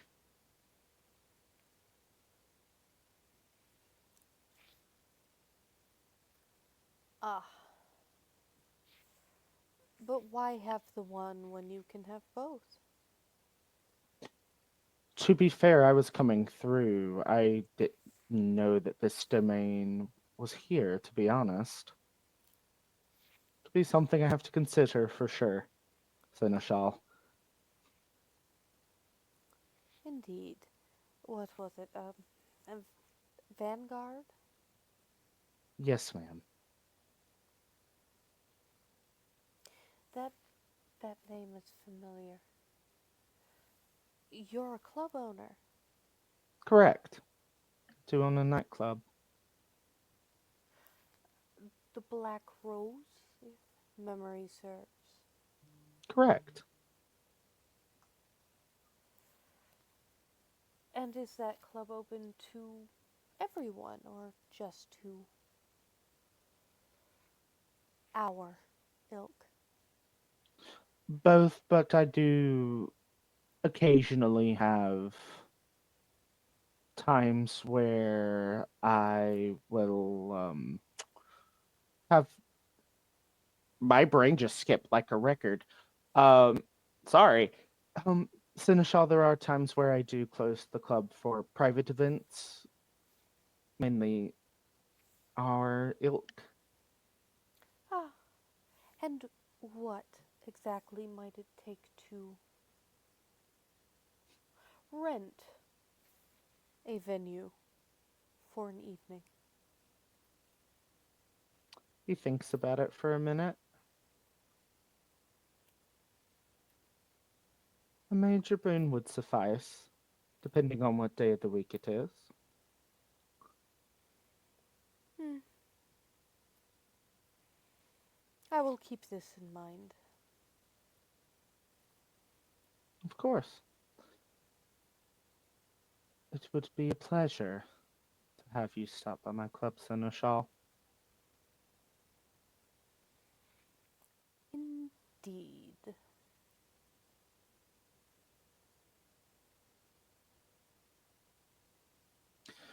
Well, I probably should go check on my compatriots. Ah, the Oracle will be fine. How does she get everyone with a masculine presentation doing her bidding at the snap of her stubby little fingers? I suppose she has that effect on people. And at that point, Ashton is going to act all very slightly lovey-dovey, as if like he was entranced by her or mimicking a power, Mm-hmm. considering what he was told about her. Like fully leading into that she's that boss ass bitch Yes. who would totally do that. Affirmative. Mm-hmm.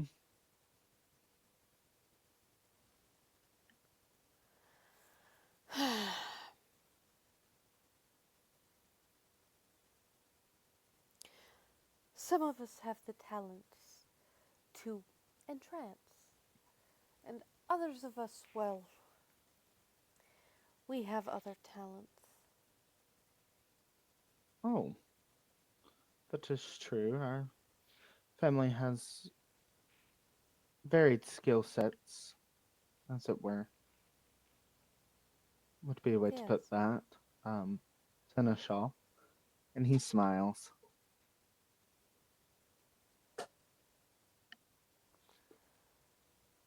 I suppose I should go. I'm not really worried about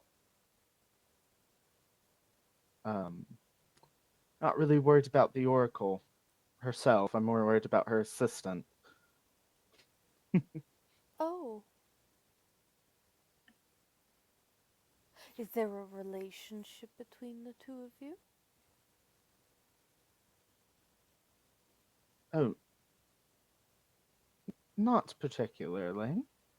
Not that I wouldn't Oh, mind. He is turning on the charm.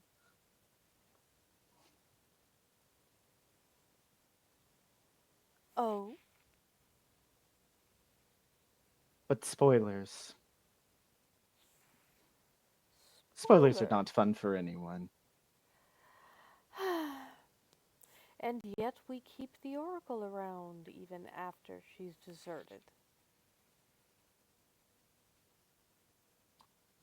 I suppose that was Prince Fairchild's doing. What isn't Prince Fairchild doing? Interesting.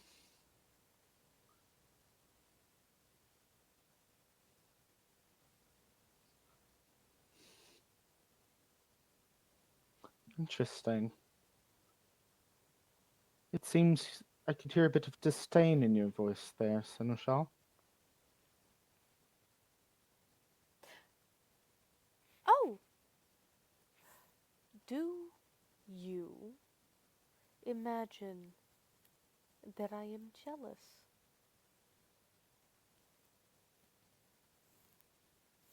Jealousy is something our family is known for, so I wouldn't be surprised.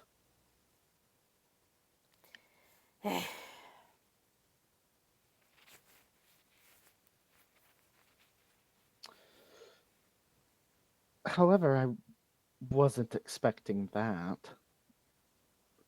I've never been in a situation in a city sometimes the seneschal didn't necessarily like the prince, but I suppose it happens from time to time, or only tolerates them. And what makes you think that the prince and I don't get along? The tone that I heard, I'm making a wild assumption, honestly, just inferencing. Hmm. But if I am wrong, I'd be more than happy to be told I was wrong. And he smiles, a very genuine smile, at her.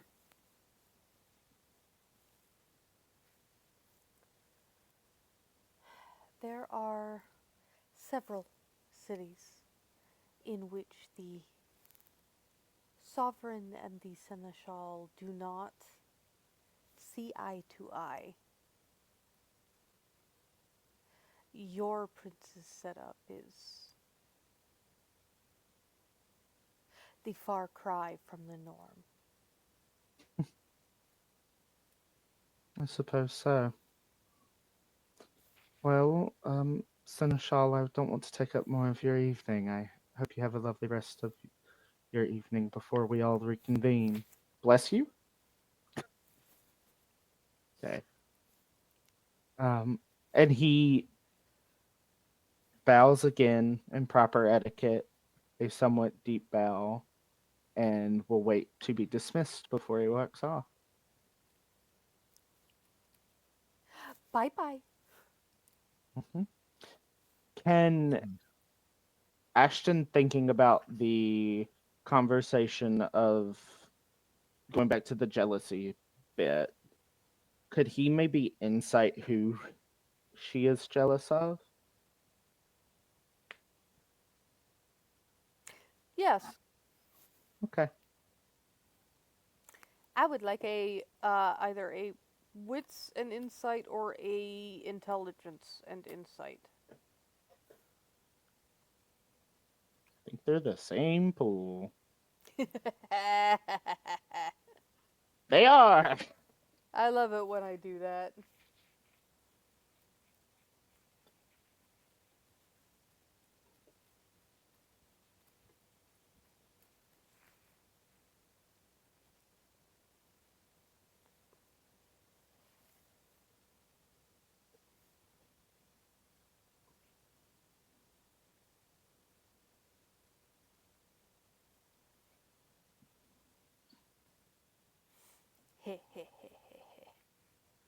I am going to blow willpower. Oh, come on! 2 successes. It's more like who isn't she jealous of? But the two primary spikes seem to be the Oracle and the Sovereign. So, would it be a far reach for Ashton to conclude that she is jealous about not being in that love triangle?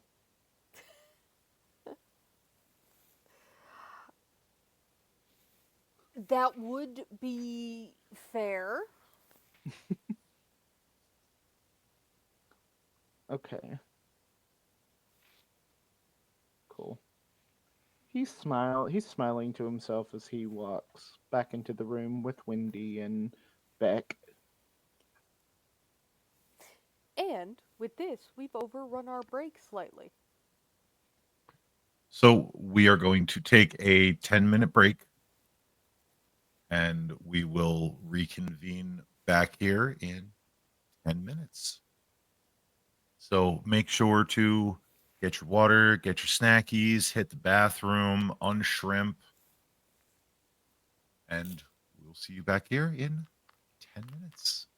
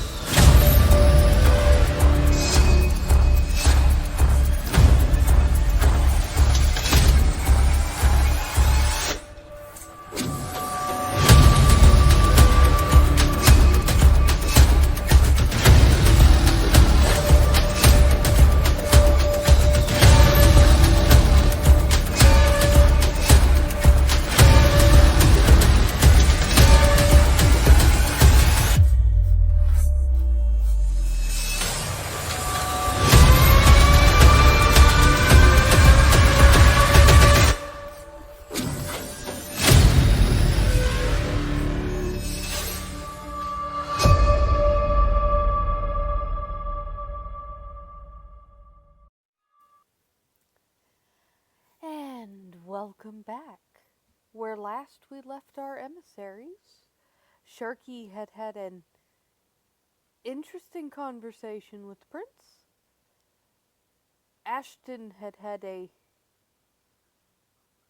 interesting conversation with the seneschal, and the good doctor is watching an oracle ply their trade.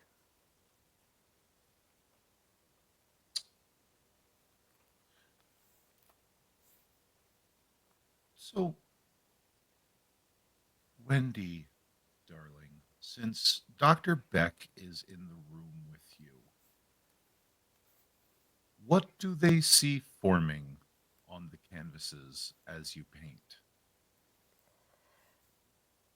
The smallest canvas is, well, since you really only recognize one person in it, you kind of have to assume it's the prince. Prince Sexton. Not in one of his standard suits, but in what looks like armored tactical gear. Resplendent with a sword upraised and dripping blood.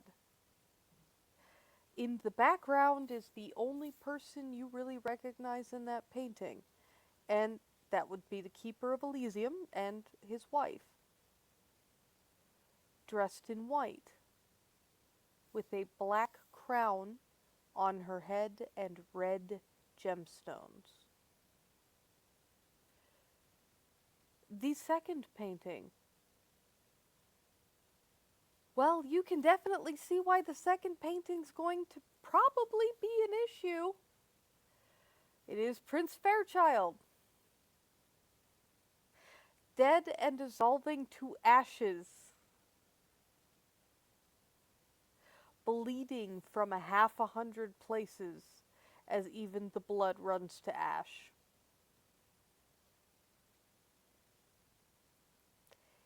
A look of exquisite agony twisting his features. And the third painting is the seneschal. Tall, slinky dress, dark-haired, holding in her hands a handful of red hair, long red hair. And the crown that you saw Prince Fairchild in earlier. The tips of each point smeared with blood.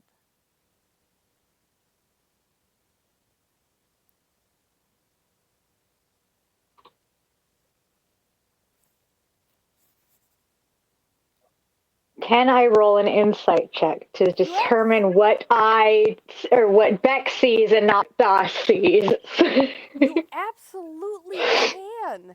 I would be happy to take that intelligence and insight. Okay.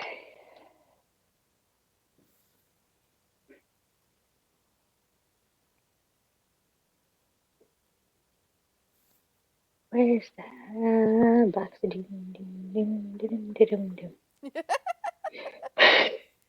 I love the musical accompaniment.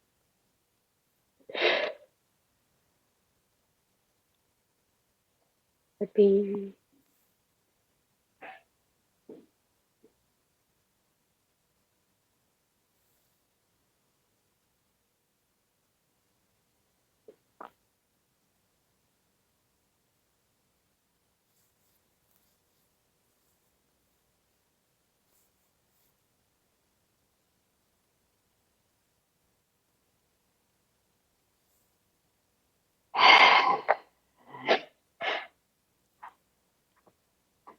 I'm going to burn another willpower for that.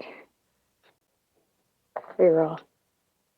It did me no good, but still two. Well, so there's a lot of blood everywhere. And The prince guy has a lot of blood on him. And I suppose if you were taking a real close look at it, it would be difficult to say which figure might be responsible for what's happening in that center picture.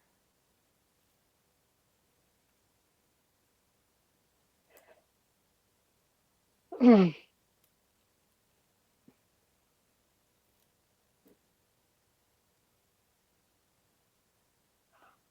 I know what Doss would do. I know what I want Beck to do. Thing is, I know it's going to be bad. I know there's more canvases. I know Wendy Darling brought more canvas. Uh-huh. This role is going to be terrible and it's probably not going to go well. But it's definitely going to play up apprentice bit. It's going to try to recreate, but altered, the Prince Sexton painting. Okay. What is Das? What is Dr. Beck altering? Beck is going to, on the tip of the sword,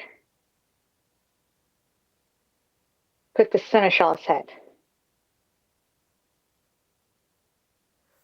You, As if in retaliation for the seneschal taking out Fairchild. okay. Okay. Okay. It's going to be terrible, but that's the plan. You know what? Here's what I want you to do. I want you to give me a wits and craft. Mm-hmm. So wits roll, got you. And I want you to add 2 audacity dice. 2 of them. Okay. I also want you to add 1 assistance dice from Wendy because you are basing your work on her work. Okay. I'm going to blood surge as well. Oh, do it. Do it. This is an option 8 from heck. I freaking love it.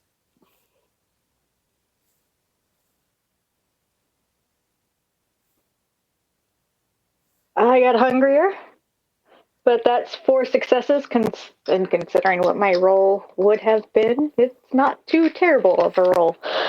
That is not too terrible. That is not too terrible. And we will keep that 4 successes.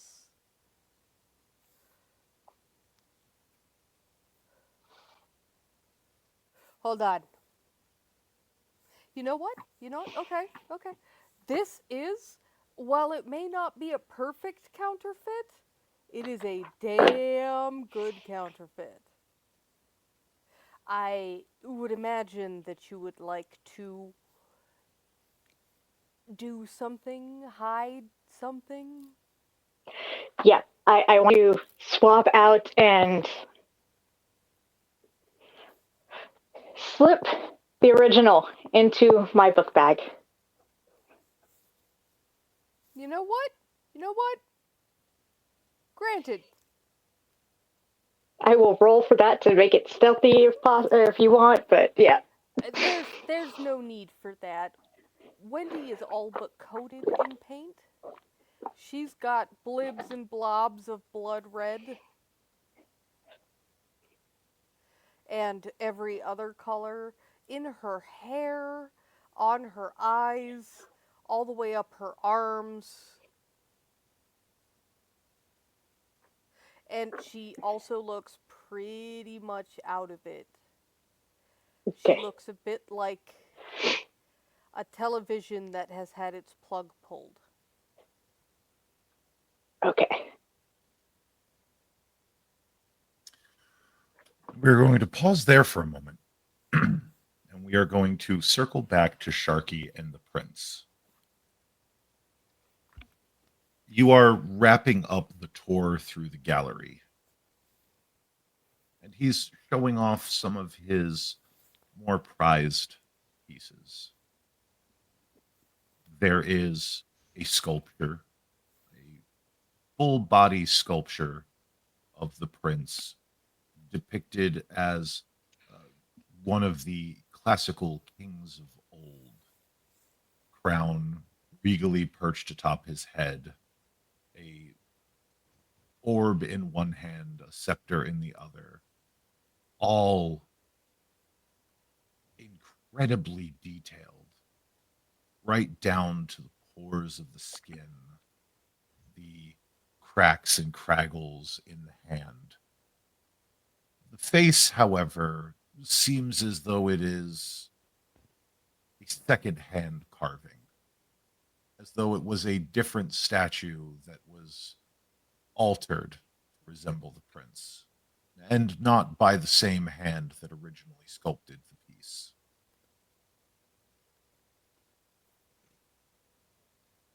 There is a what looks to be a wig form that holds a a full face and head prosthetic, complete with hand needled wig, eyebrows, all of that.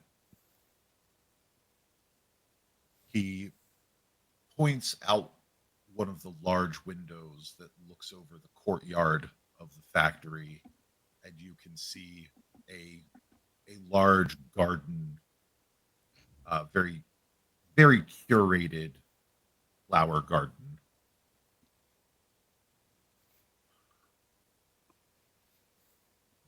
Some of these I acquired from individuals who have either spent time in my city or former residents. They are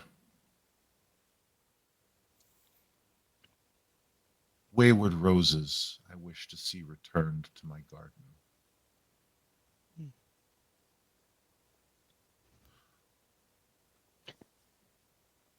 Wayward roses, I see.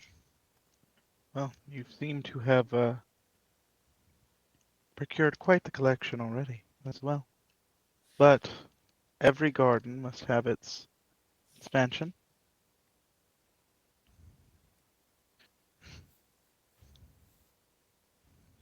It's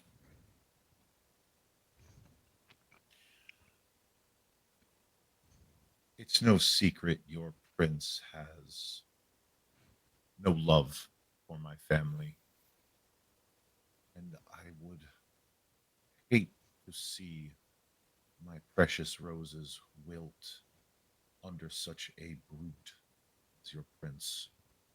No offense, of course, but he is no loving ruler. Hmm. I think you misunderstand his nature. Simply having a disdain for certain roses does not mean he has no love for your family. He is the type of man whom those who have gotten on his ill side will see his nature. But those he is not the type to make judgment calls over an entire group based on the actions of a few.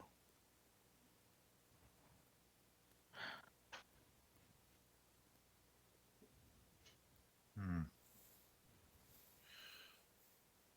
Perhaps we will go see if the Oracle has finished her work.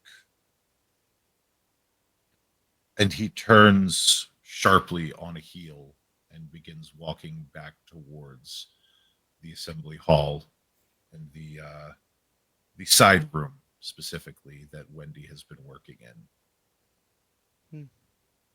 Hmm. Sharky looks out at the rose garden. He turns as well, and he begins walking that way behind Prince Fairchild. Sharky's gonna look and try to take note and see if there was anything actually made by Prince Fairchild in the gallery. No. You see nothing in the gallery that bears his signature. Oh, he's a poseur. Oh. Oh, that hurts me in another character.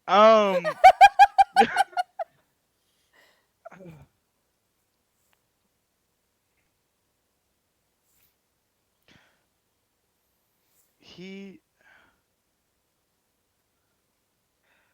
he looks about, sort of cracks a smile at that realization.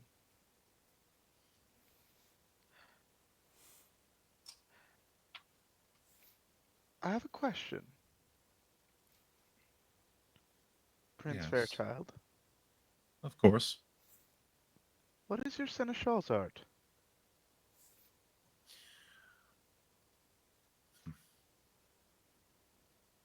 Angelica is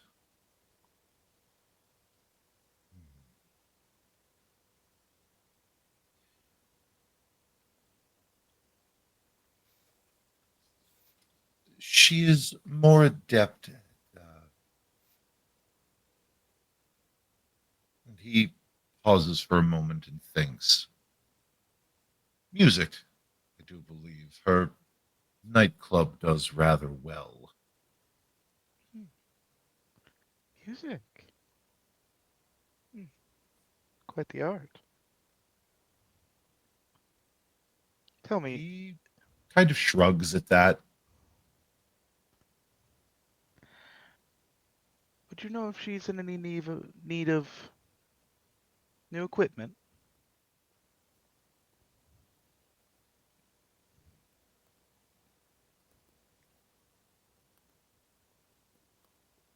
He almost bristles at that, attempting to smooth his suit down as he waves off one of the guards. Perhaps I can perhaps I can speak to her, see if she is in any need of patronage. You're clearly in no need of it yourself, looking at this. So, of course, you seem to be quite wealthy and are capable of being a patron of the arts yourself. Oh, Oh, I make sure to keep an eye out for up and coming talents. and you have quite the eye. Mhm. Thank you. Better than most, Mere I'd say. flattery will get you everywhere, Mr. Knox. With that, we are going to pivot back over to Ashton. You've already disengaged from the seneschal? Correct. Okay. So are you heading back to the art room? Yes. Okay. While you are moving through the hall, can you go ahead and give me a wits and awareness, please? Mm-hmm. Sure. And the answer will still be no, Einar. One success. Oh, buddy. As you move through the crowd, you do catch a couple of faint whispers. There is a big rumor that you catch as you move through the crowd. Someone in the Allentown court purchased their way into the Artiste Guild.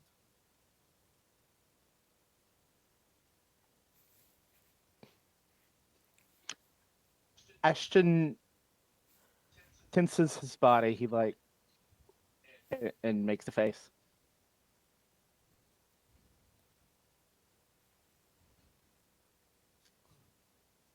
You will all find your way back to the art room in about the same time. The prince, surrounded by his small retinue of guards, will push open the doors and stride in. Wendy, darling, how is the art coming along?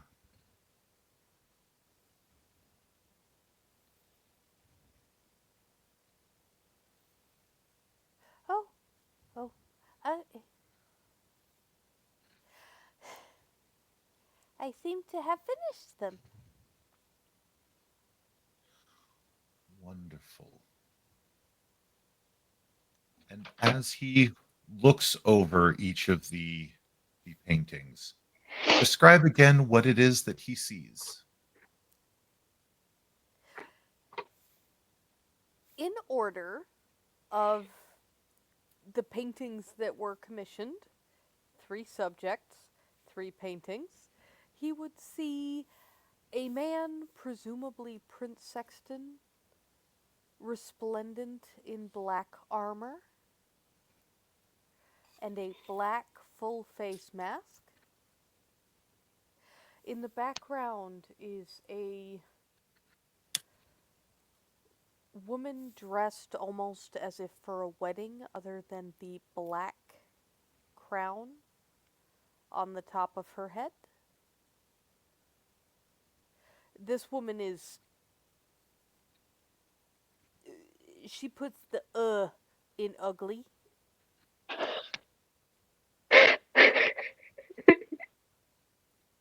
It appears as if someone has shattered aspects of her porcelain skin and then tried hastily to glue them back together using a strange bruise-colored glue.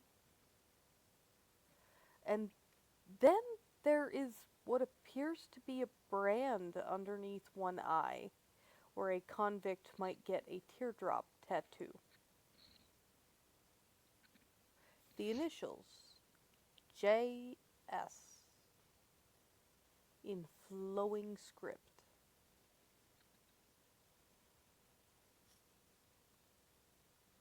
The second painting is of Fairchild, bleeding from 100 places, and even his vitae is crumbling into ash. The prince's face is twisted in a grotesque display.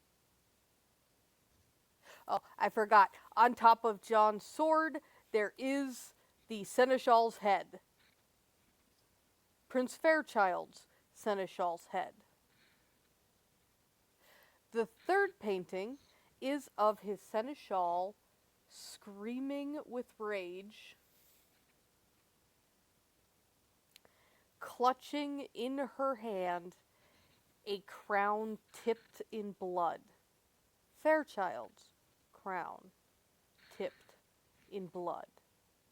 Tangled around the crown in her enraged fingers are several long red hairs.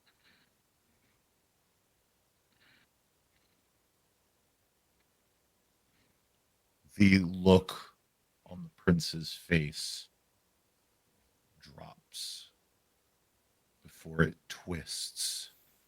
A snarl blossoming across his lips. So it's to be war then. He turns, looks at the three of you.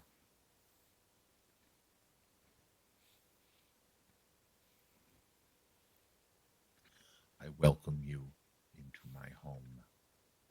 I show you my art. I give you hospitality and protection. And this is how your prince intends to repay me.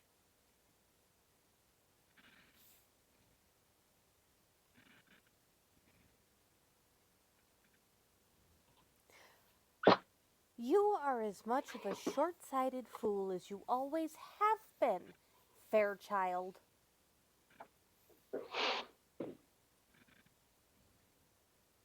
He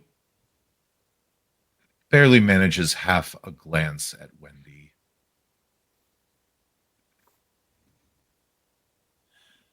And how am I supposed to interpret these? He points at each in turn, giving his own interpretation, one that tells a story of one prince waging war on another, killing first himself, then his seneschal, weaving this story of paranoia that Prince Sexton is somehow intending to absorb his domain, to take his throne from him.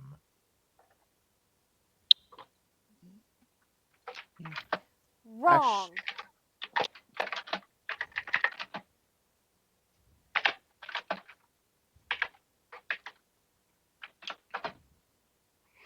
You praise attention to detail, and then you don't pay attention to it.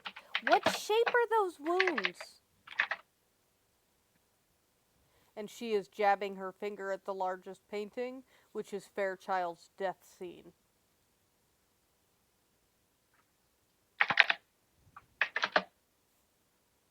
He is wealthy, not smart. He's he sees stab wounds. Yeah, punctures. Triangular punctures. What kind of sword is that?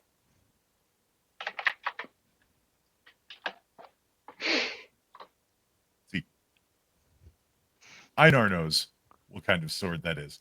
Fairchild would not know a samshir from a falchion from a broadsword. That is a slashing weapon.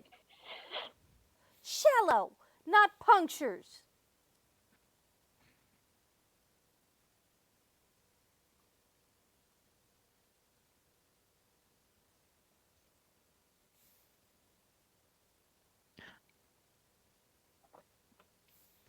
He narrows his eyes at the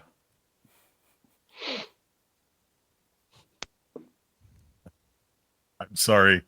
I'm sorry. Our Twitch chat has officially broken me.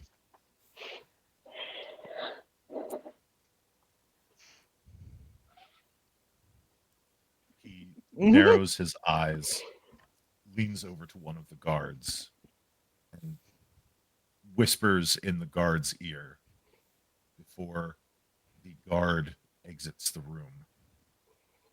Another guard collects the paintings and leaves behind the first guard. He looks at Wendy. Your debt has been paid.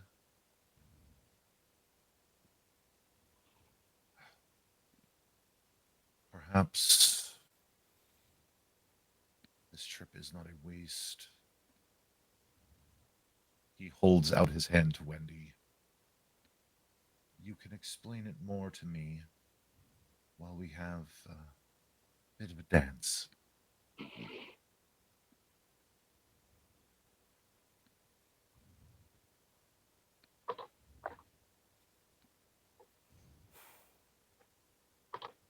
And then I get to go back home?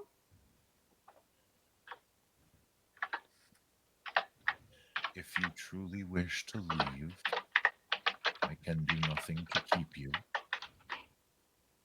But I do hope that you will see a bit of reason.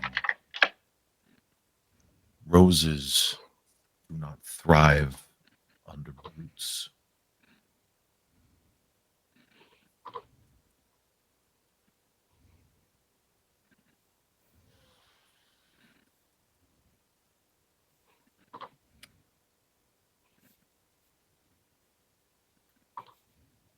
You've never even met him.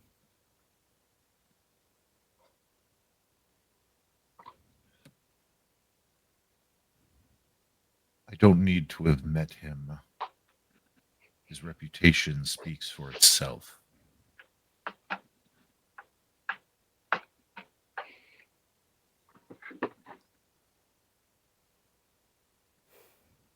After all,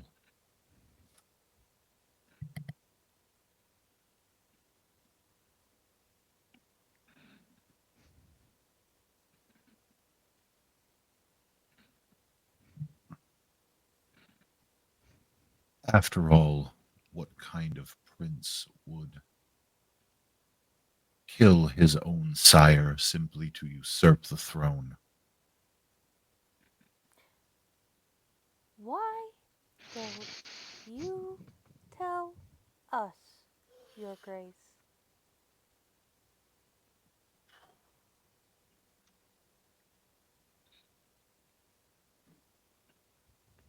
He bristles a bit at that, pulls his hand back. No, perhaps we'll save the dancing for another night, darling. You don't get to call me that.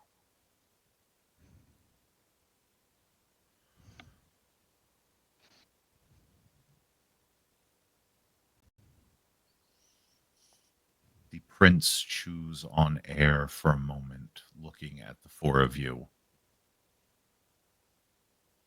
I think our time here this evening has come to an end. Lest my hospitality wear thin. Collect your things and go in peace. And he stalks from the room.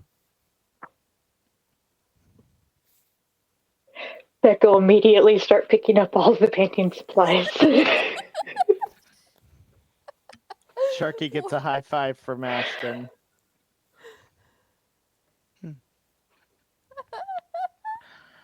A warning given in good faith. Also, the pictures were out of order. I Huh. wanted to tell him that before he left, because it won't make sense if you don't look at them right. Very interesting conversation with the seneschal. Quite a charming lady.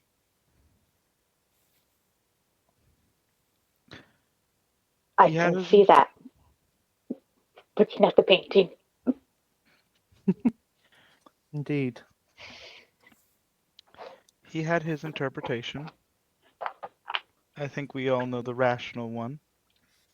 But it seems we have proven today that not all of the elderly are rational. Dementia's a thing, after all. Well, let's get going. Oh, yes, indeed. Ashton is going to start helping Beck pack up the art supplies.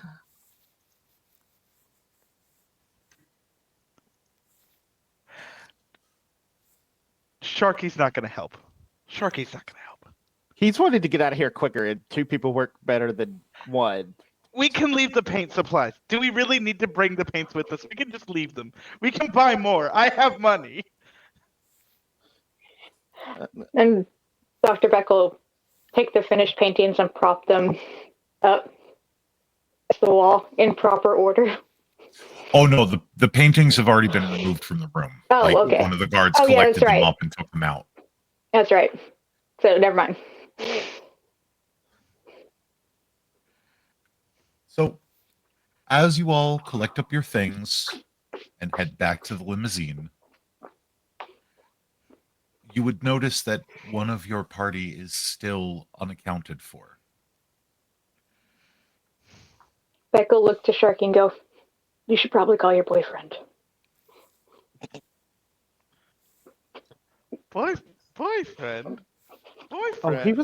he was very into you. I can't believe you didn't notice. It was like looking I didn't at a brick wall. flirt with Prince Fairchild. Oh, you mean Laurent? Oh, bloody Oh, hell, I God, hope you he's didn't flirt with dumb. the prince. I have no idea how to find him. I have no My idea. dear, You my do? dear, it couldn't have been more obvious, lest he be petting you. Would the three of you please give me a wits and awareness, please? God. 100% I will.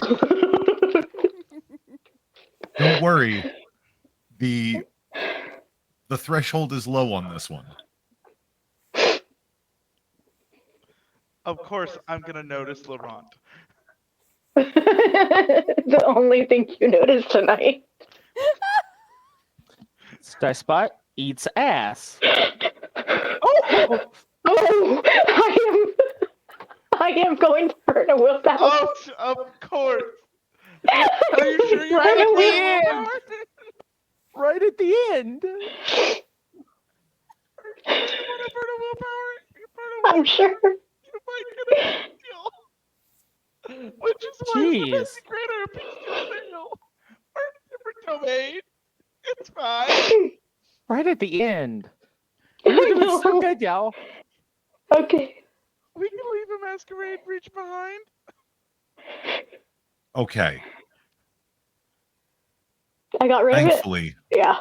you got rid of it. And the threshold was so low that even Ashton managed to pass it. As the limousine begins pulling away, you can hear the sound of alarms coming from inside the building. Specifically, fire alarms.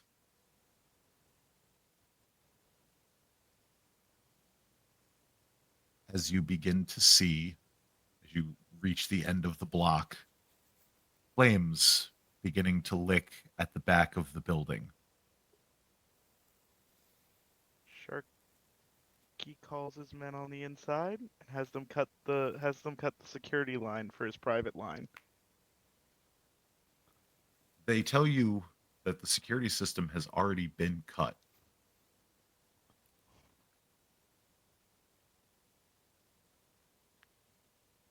Says get out of there. And as the limousine turns a corner, it stops for a moment. One of the doors fling open, and that dark-haired man clambers in, scrambles up to the window, and slams his palm against it as the limousine takes off into the night. He smells of paint thinner and smoke. Well, I guess we know what you've been up to, Monsieur Laurent. Well done. Impressive. Oh, anything to get back at that pompous ass. Oh, Miss Starling. And he'll open up his satchel, reach in, and hand the original painting back to her. For you. His attention to detail has gotten a good bit worse.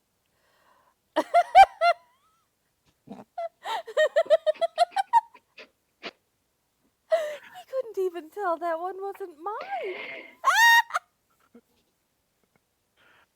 I don't think he cared. Oh, Not well, really. this. I forgot how much I absolutely deplore Toreador family drama. I had forgotten how poorly Toreador operate when they're on their own, especially the Posiers. By the way, he had a statue of himself. Was that one of yours, Laurent? The body looked like you. The man sits up, again rolling his eyes. It was one of mine, defaced, and he wipes his hands up over his face and hair and regains his familiar form.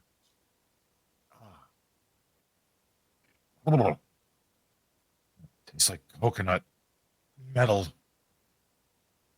Oh, You're right there. Not work properly for you.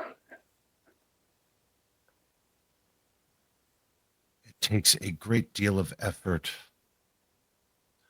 Effort I'm sure you're well aware of. It is not pleasant, but I've grown accustomed to this one. Oh, Yes, the statue was one of mine, defaced by the prince's plebes. plebes. Laurent, can you please elaborate on what a plebe is? A peasant. Ah, okay. Plebeian. It's a Roman word. For Oh, commoner. I've never heard anyone. I've always heard plebeian, but never plebe. So I learned something tonight, and that's important. Ron just kind of Also, shrugs his shoulders. Also, I heard rumors as I was walking back into the room where you were at, Primogen, that apparently someone paid their way into the Artiste Guild. Oh, yes. Shameful thing Isn't it? to be a rose with so little talent. Like Prince Fairchild. Almost all of us can claim at least one. I Even have me. I have a cousin that her art form is combat, I death. mean, destruction, even. Murder. Oh, I forgot you and that particular cousin are. Well, I wouldn't call her friendly, but as close as one can be. Best money I've ever spent. Murder can be an art. But perhaps if she ever finds her way to Philadelphia, I'll have to introduce you to her. She is I par excellence. respectfully, I don't think I want to meet her. I'd love For to fear meet of her. For fear of getting on her bad side. I'd love to meet her. She sounds very useful. Oh, she is. She's perfectly safe, provided you're not one of her contracts. She takes Or- open contracts? Or you can pay more than what somebody's paying to kill you. She takes open contracts? When the mood strikes her. Assuming. It was interesting. She was the seneschal. I'm kind of glad things didn't go a different way. I'm glad you didn't go dance with him, Wendy. Oh, I am too. Very much so. Given the one painting with the rage, my interpretation was that you went, in the context of going to dance with him, set her off, and she went on a murder spree. And then tried to take the city from the prince. was the vibe that I got, which is why she ended up the way she did. No, I think. She didn't end up that way, though. Actually, the doctor painted that one. Dr. Beck, really? Hence the Oh. comment about you have one, apparently. Wendy's gonna hold up the original, which is Mhm. the same art piece. It's just there is no seneschal head anywhere. Oh, that was brilliant. However, I do still think my estimation about the last two was correct. I just. Oh, God, he was so paranoid. Now he's going to start a war for no other reason than he. Oh, God. Well, hopefully he listens to Primogen Wendy Oh when she no! pointed out the inconsistency. Oh no! He'll probably um. He's got a thing about wayward roses. Hmm. That seems highly unethical, but okay. So one of them will probably kill the other one, and then we only have one of them to deal with. Hmm. Well, the good news is the Camry is not going to take lightly to him provoking a war with another prince as a whole. The Camry is mostly fallen apart, so it's not like they're going to actually care. But he now he has no true casus belli besides his own paranoia. So It works more in, I believe, more in our favor if they have the commission paintings that are in his possession as proof of his ill-advised movements. So, Primogen, enlighten me. Laurent, enlighten me. Who exactly do either of you know exactly who paid their way into the Artist Guild? The Artist Guild? Oh, Oh, Sharky, Mr. Knox. hmm, I'm sure you noticed. there was not one piece by Prince Fairchild in his own gallery, which typically, from my past experiences with roses, they're usually full of themselves. I And resent that remark. you should. However, no offense to the other two roses in the room, only to him. Um, they're usually full of themselves and will put their own art everywhere. Not a single piece. Therefore, and considering he is also the prince, I need to slip back into Sharky's accent. Considering he's also the prince, it's a trivial matter to know who likely bought himself into the Artiste Guild. It was him.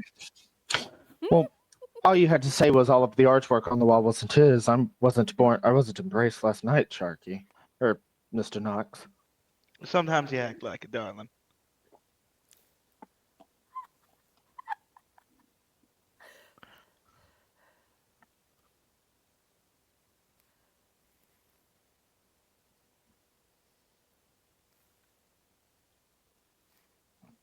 That was quick thinking, Doctor.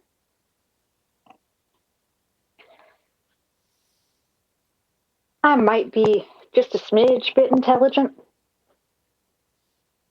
And an artist, apparently. That was a new thing to discover tonight. Well, if you ever want to invest in a little bit more talent, Dr. Beck, feel free to have access to some of my resources. I'll buy you a painting studio.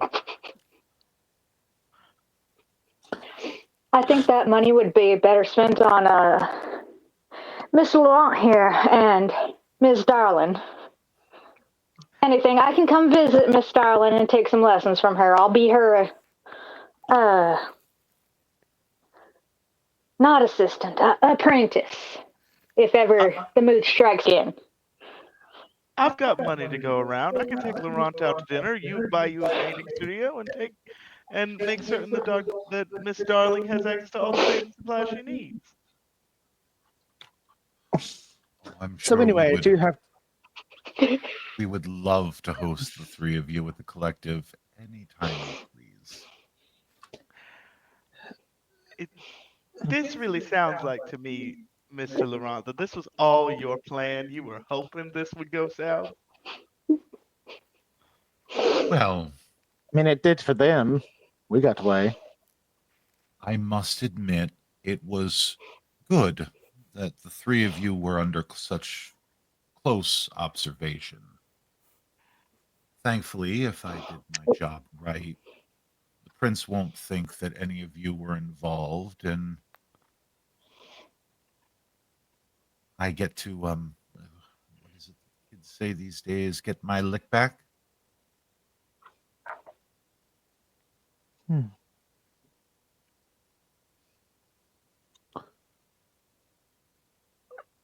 I suppose that's going to be a thing, isn't it?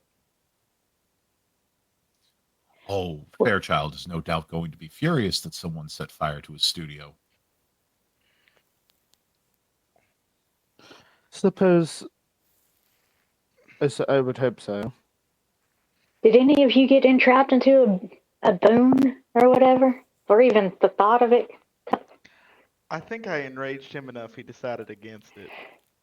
I think he was going to try and attempt to, but I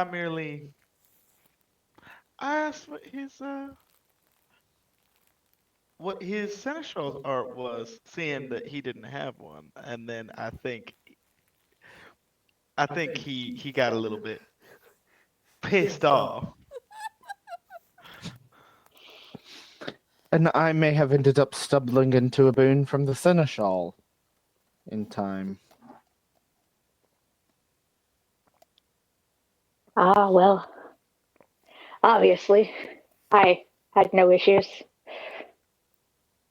I was with Miss Thankfully. Darlin over here the whole night. You had no issues. You just sparked a war. I did not. I did no such thing. If a war pops off, it was not my doing. It was that damn fool's. Because he can't interpret what's in front of him. Oh no. It was obvious what was in front of him, really. His least to me, attention anyway. to detail is flawed. As Suppose I that's what said, happens when you get old. as I said, elder dementia.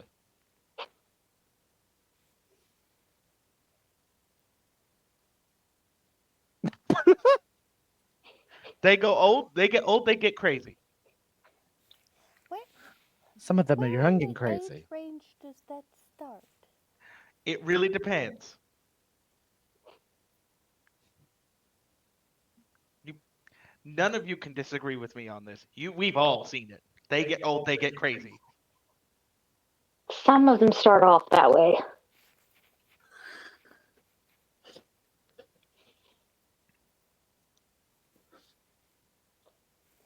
Though, had he actually put a finger on Miss Darling, I don't know if I'd have been able to stop myself from turning him into his most prized form.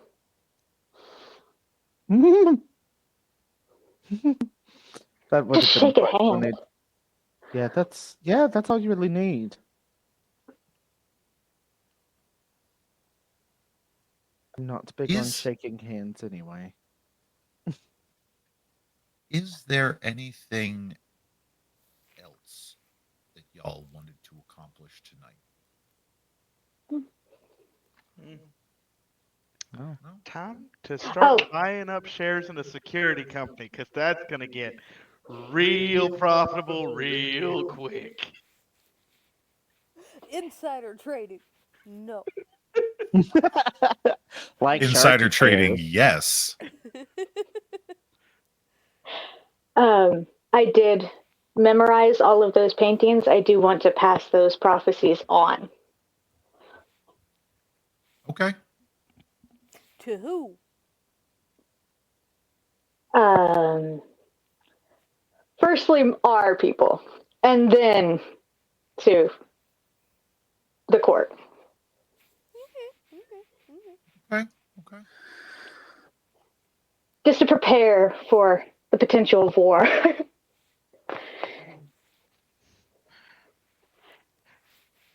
Dr. Beck, I would hold on to the specifics of the prophecy for all of us here, specifically on the one about the seneschal, because To our we don't, people? From our people? from the court, from anyone. No, no, no, no. The court would be after our Oh, people find out, and then through that filtered context oh, the five of us to the already. court. That's the five of us already kind of know. We're gonna talk. So I thought we were gonna talk about it now, but I would say to the entirety of this car, the more we keep that one secret, the more likely the one with the seneschal rising up and taking down Prince Fairchild is going to come true. The more people who know, the more people might try to get involved and speed up that process. The faster that process speeds up, the more likely someone's going to get involved and change the future. The more likely somebody changes the future, the more likely Prince Fairchild wins that eventual coup. We don't want that to happen. We want that conflict to happen exactly as planned. Then we can put down the seneschal. Makes sense enough to me. It's basic math.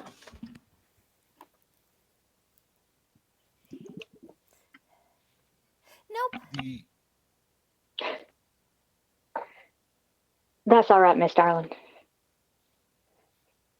I'm sure Monsieur Laurent will inform me further later. Does this mean you're going to make me another flip book cousin? of course.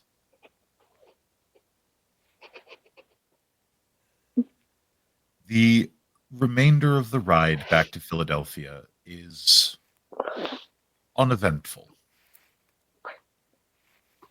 The limousine deposits you all back at the Neverland Art Collective.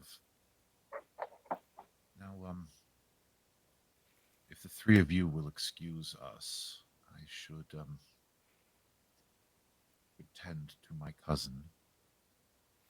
A nice, quiet night in for the rest of the evening should do wonders for our spirits.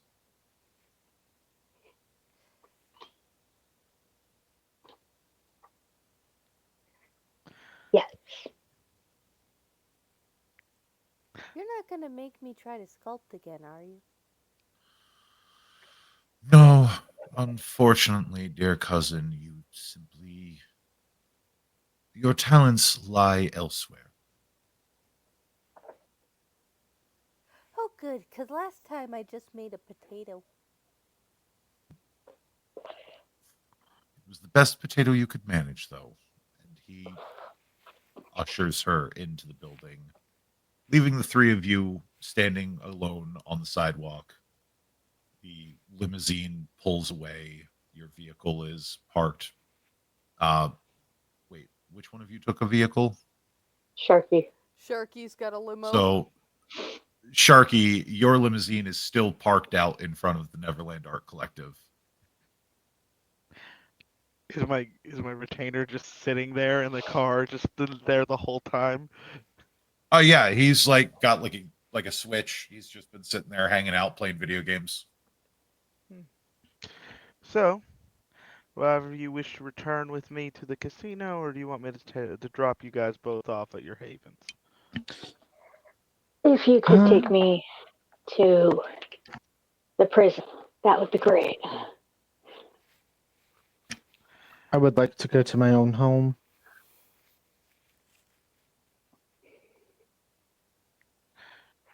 I can drop you off at the prison, Dr. Beck. I can drop you off at your Nightclub, Mr. Vanguard.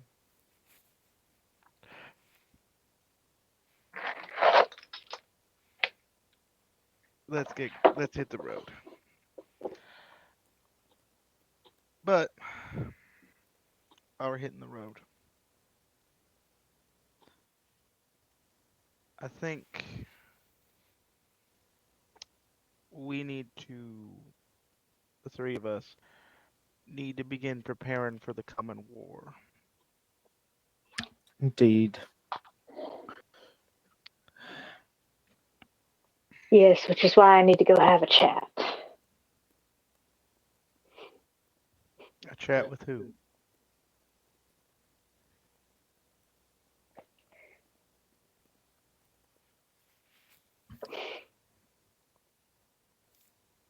Our boss. Well, The Lord Bridgerton. Yes, the Latest Lord Bridgerton. Bridgerton. I agree. He's not going to be happy with the results of this.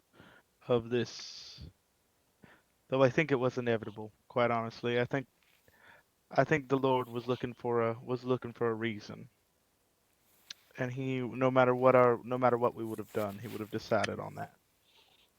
I also think, given my experience, we should start having our people watch our assets like a hawk. I wouldn't be surprised, and I don't want to say this in front of the Primogen or the Whip, but the Seneschal asked if she could rent out my nightclub for a night. Wouldn't be surprised if she could do that to meander in the city to get a look around at the place.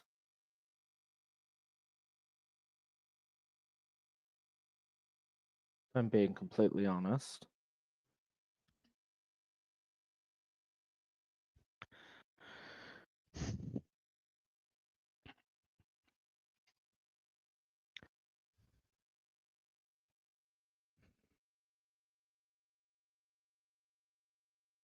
We have an advantage, I believe. The home field. The home field, however, she offered me a boon. Hmm. I told her no less than a major. Perhaps you could spend that boon to speed up the process of the coup. I know I just said we don't want the process to be sped up. Or However, my idea was, I have nothing to gain from a Toreador trying to start a bunch of trifling Toreador trying to start a war in a city that just got through one. However, the advantage would be to give it to someone who has a little more sway in the Camarilla than I do, i.e., like the prince. Or even more so because I didn't like the way she talked about the Alicia. Give it to Alicia to do what she wants with it because that would really make me happy. as long as you're properly paid for it afterward, sure, go ahead. And considering how important that boon would be, make certain that you're paid properly for it. Sharky, I don't appreciate you acting like I don't know how to handle my own business. I've been masquerading in and out of the tower for decades. I don't know. It does occur to you, Ashton, that your club could potentially be the perfect setting for a good old fashioned garden party. Ah, yes, we do love those. I suppose I need to talk to the prince about it because he would be letting people into his city, and I quite frankly would rather him make sure he is aware of what's going on as far as that goes. Considering it may be a both sides garden party. And I don't.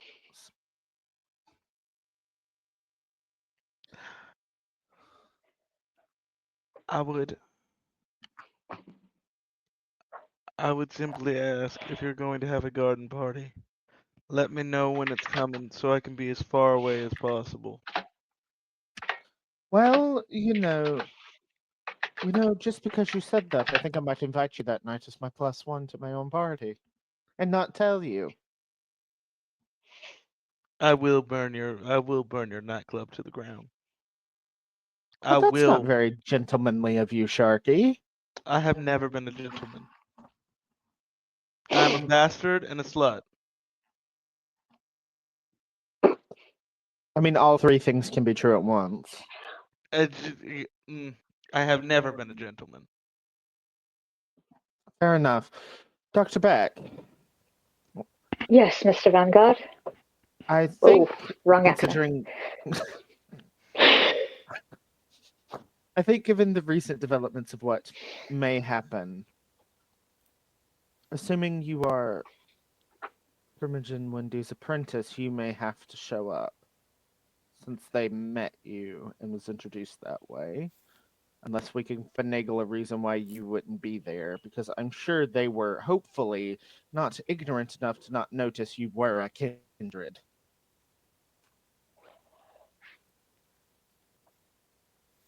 I'll So, continue to do my best to play the part of the fancy roses. spinning a web is something that I do so enjoy doing, and I quite like the direction this is going in.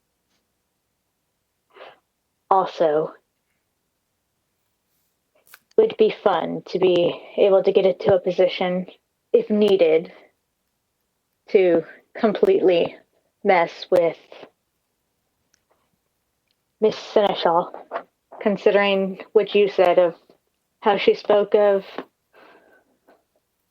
our keeper, Miss Alicia. Say that again, I'm sorry. I heard it, but it didn't process. It would be fun to be in the vicinity of that Seneschal, considering what she said of our keeper, Miss Alicia.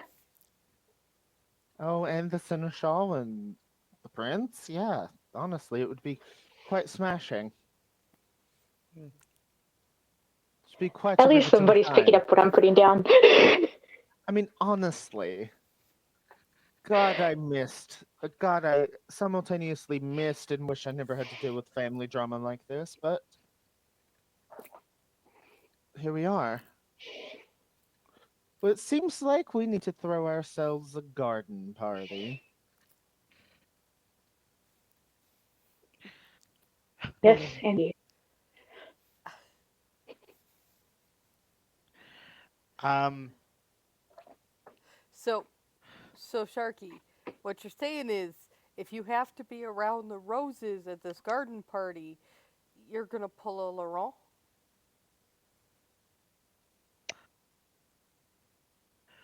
well, I can't change my face. If I wanted to pull a Laurent, I'd just be flopping. I'd just be a dolphin flopping in the middle of the dance floor. I don't think that's a good Oh, plan. oh, oh no! I meant bringing fire as a host gift.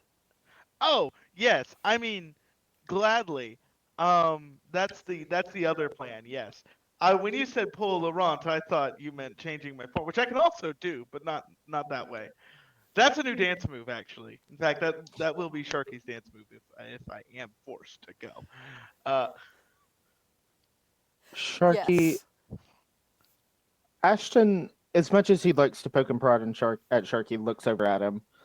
Honestly, I think you'd be better served somewhere else. Still there, but not physically there, if you catch my drift. More of a security thing.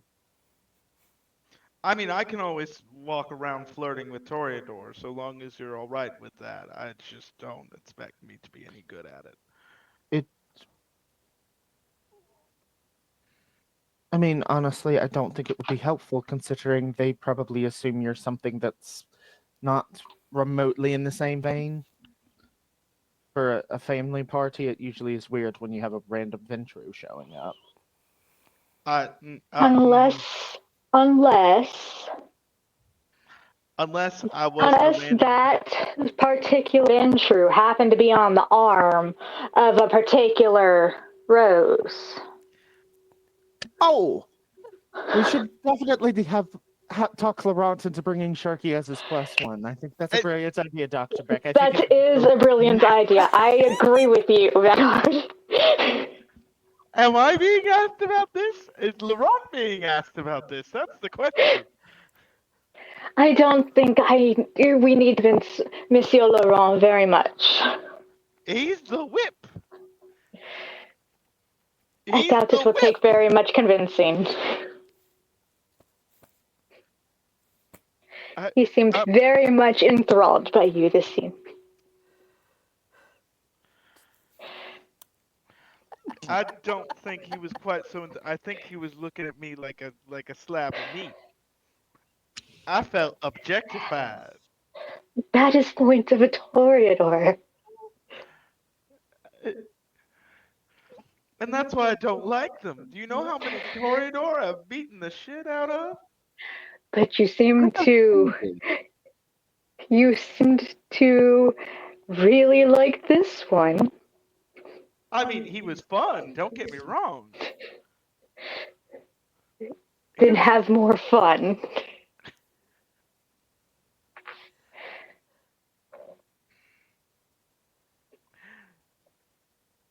Honestly, I wish you would have kept the face of the other guy when he got in the car. That was more my speed, but there's only so much blonde twink energy I can handle in my life, considering. Twink, that is a word people say, right? Like, that's a thing, I didn't just make that up, right? I think you're right, but I don't know. You know more than me. Fair enough. When you run a nightclub, it tends to happen. Well, gentlemen, one of you has an appointment. One of you is going to nightclub it up and hopefully have a quieter night than Prince Fairchild. Assuming Sharky doesn't burn the club down just for Ash to be an Ash. And Sharky probably wants to go put money in security, Uh-huh. especially in the Lehigh Valley area. Especially in the Lehigh Valley area. Mainly so that way I can buy out their contracts. So with that, we will be calling this episode of Philly by Night Emissaries, Escorts, and Saboteurs to a close. As always, Mr. Vanguard, who is you and where can we find you? Howdy! I'm John or Johnny, either one. I will answer to both. And slowly but surely, you can find me on Twitch at Rosewood Productions. I'm not really anywhere else with that username yet, so don't go look it up because all you'll find is the Twitch. Yeah, that's me. Pass. Sharky! Who is you? Where we find you? So, hi, my name's Chandler. I play Jameson Sharky Knox. You can find me as Kingdom 0905 on the Clock app because that's back for now. And then as well, you can find me on a couple of other locations as Kingdom 0905 and or as Chandler in some places. Uh, don't look for me on Facebook, please. Those of you on the internet, please God. Otherwise, uh, otherwise you can mainly find me there as on Blue Sky. Don't have a Twitter anymore, but you can find me on Blue Sky and on TikTok now again, I guess. And yeah, eventually Twitch, but getting that set up. Dr. Beck! Hello, I'm DOS or DOS Burner, 13 in most places. Um, though I'm not active in most places, in all honesty. I have a Blue Sky and a TikTok and a Twitch, but I've not utilized them in a good bit. So for now, you can just find me on Discord. Laurent. I am I am Einar. You can find me where the skies are blue at instarsorbit.bsky.social. You can also find me on the Tiki Talkies for the time being at Einar_TTRPG.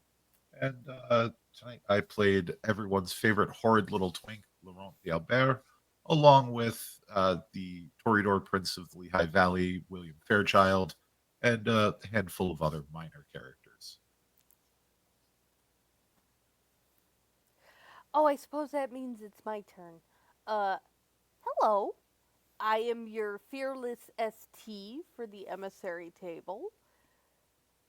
I am G'day FX. That is GHEDE FX. I can be found where the skies are blue, talking about writing and a bit about this game. I can also be found doing lots of cosplay on the tube of you. I can also still be found on TikTok. They're going to get a whole lot of political rants. Whole lot of them. Because that's what that's for now. Anyway, thank you, as always, for keeping an eye on our nuclear dumpster fire. I mean, Emissaries coterie. And remember, just because we play monsters does not mean that we can't be the light in somebody else's world.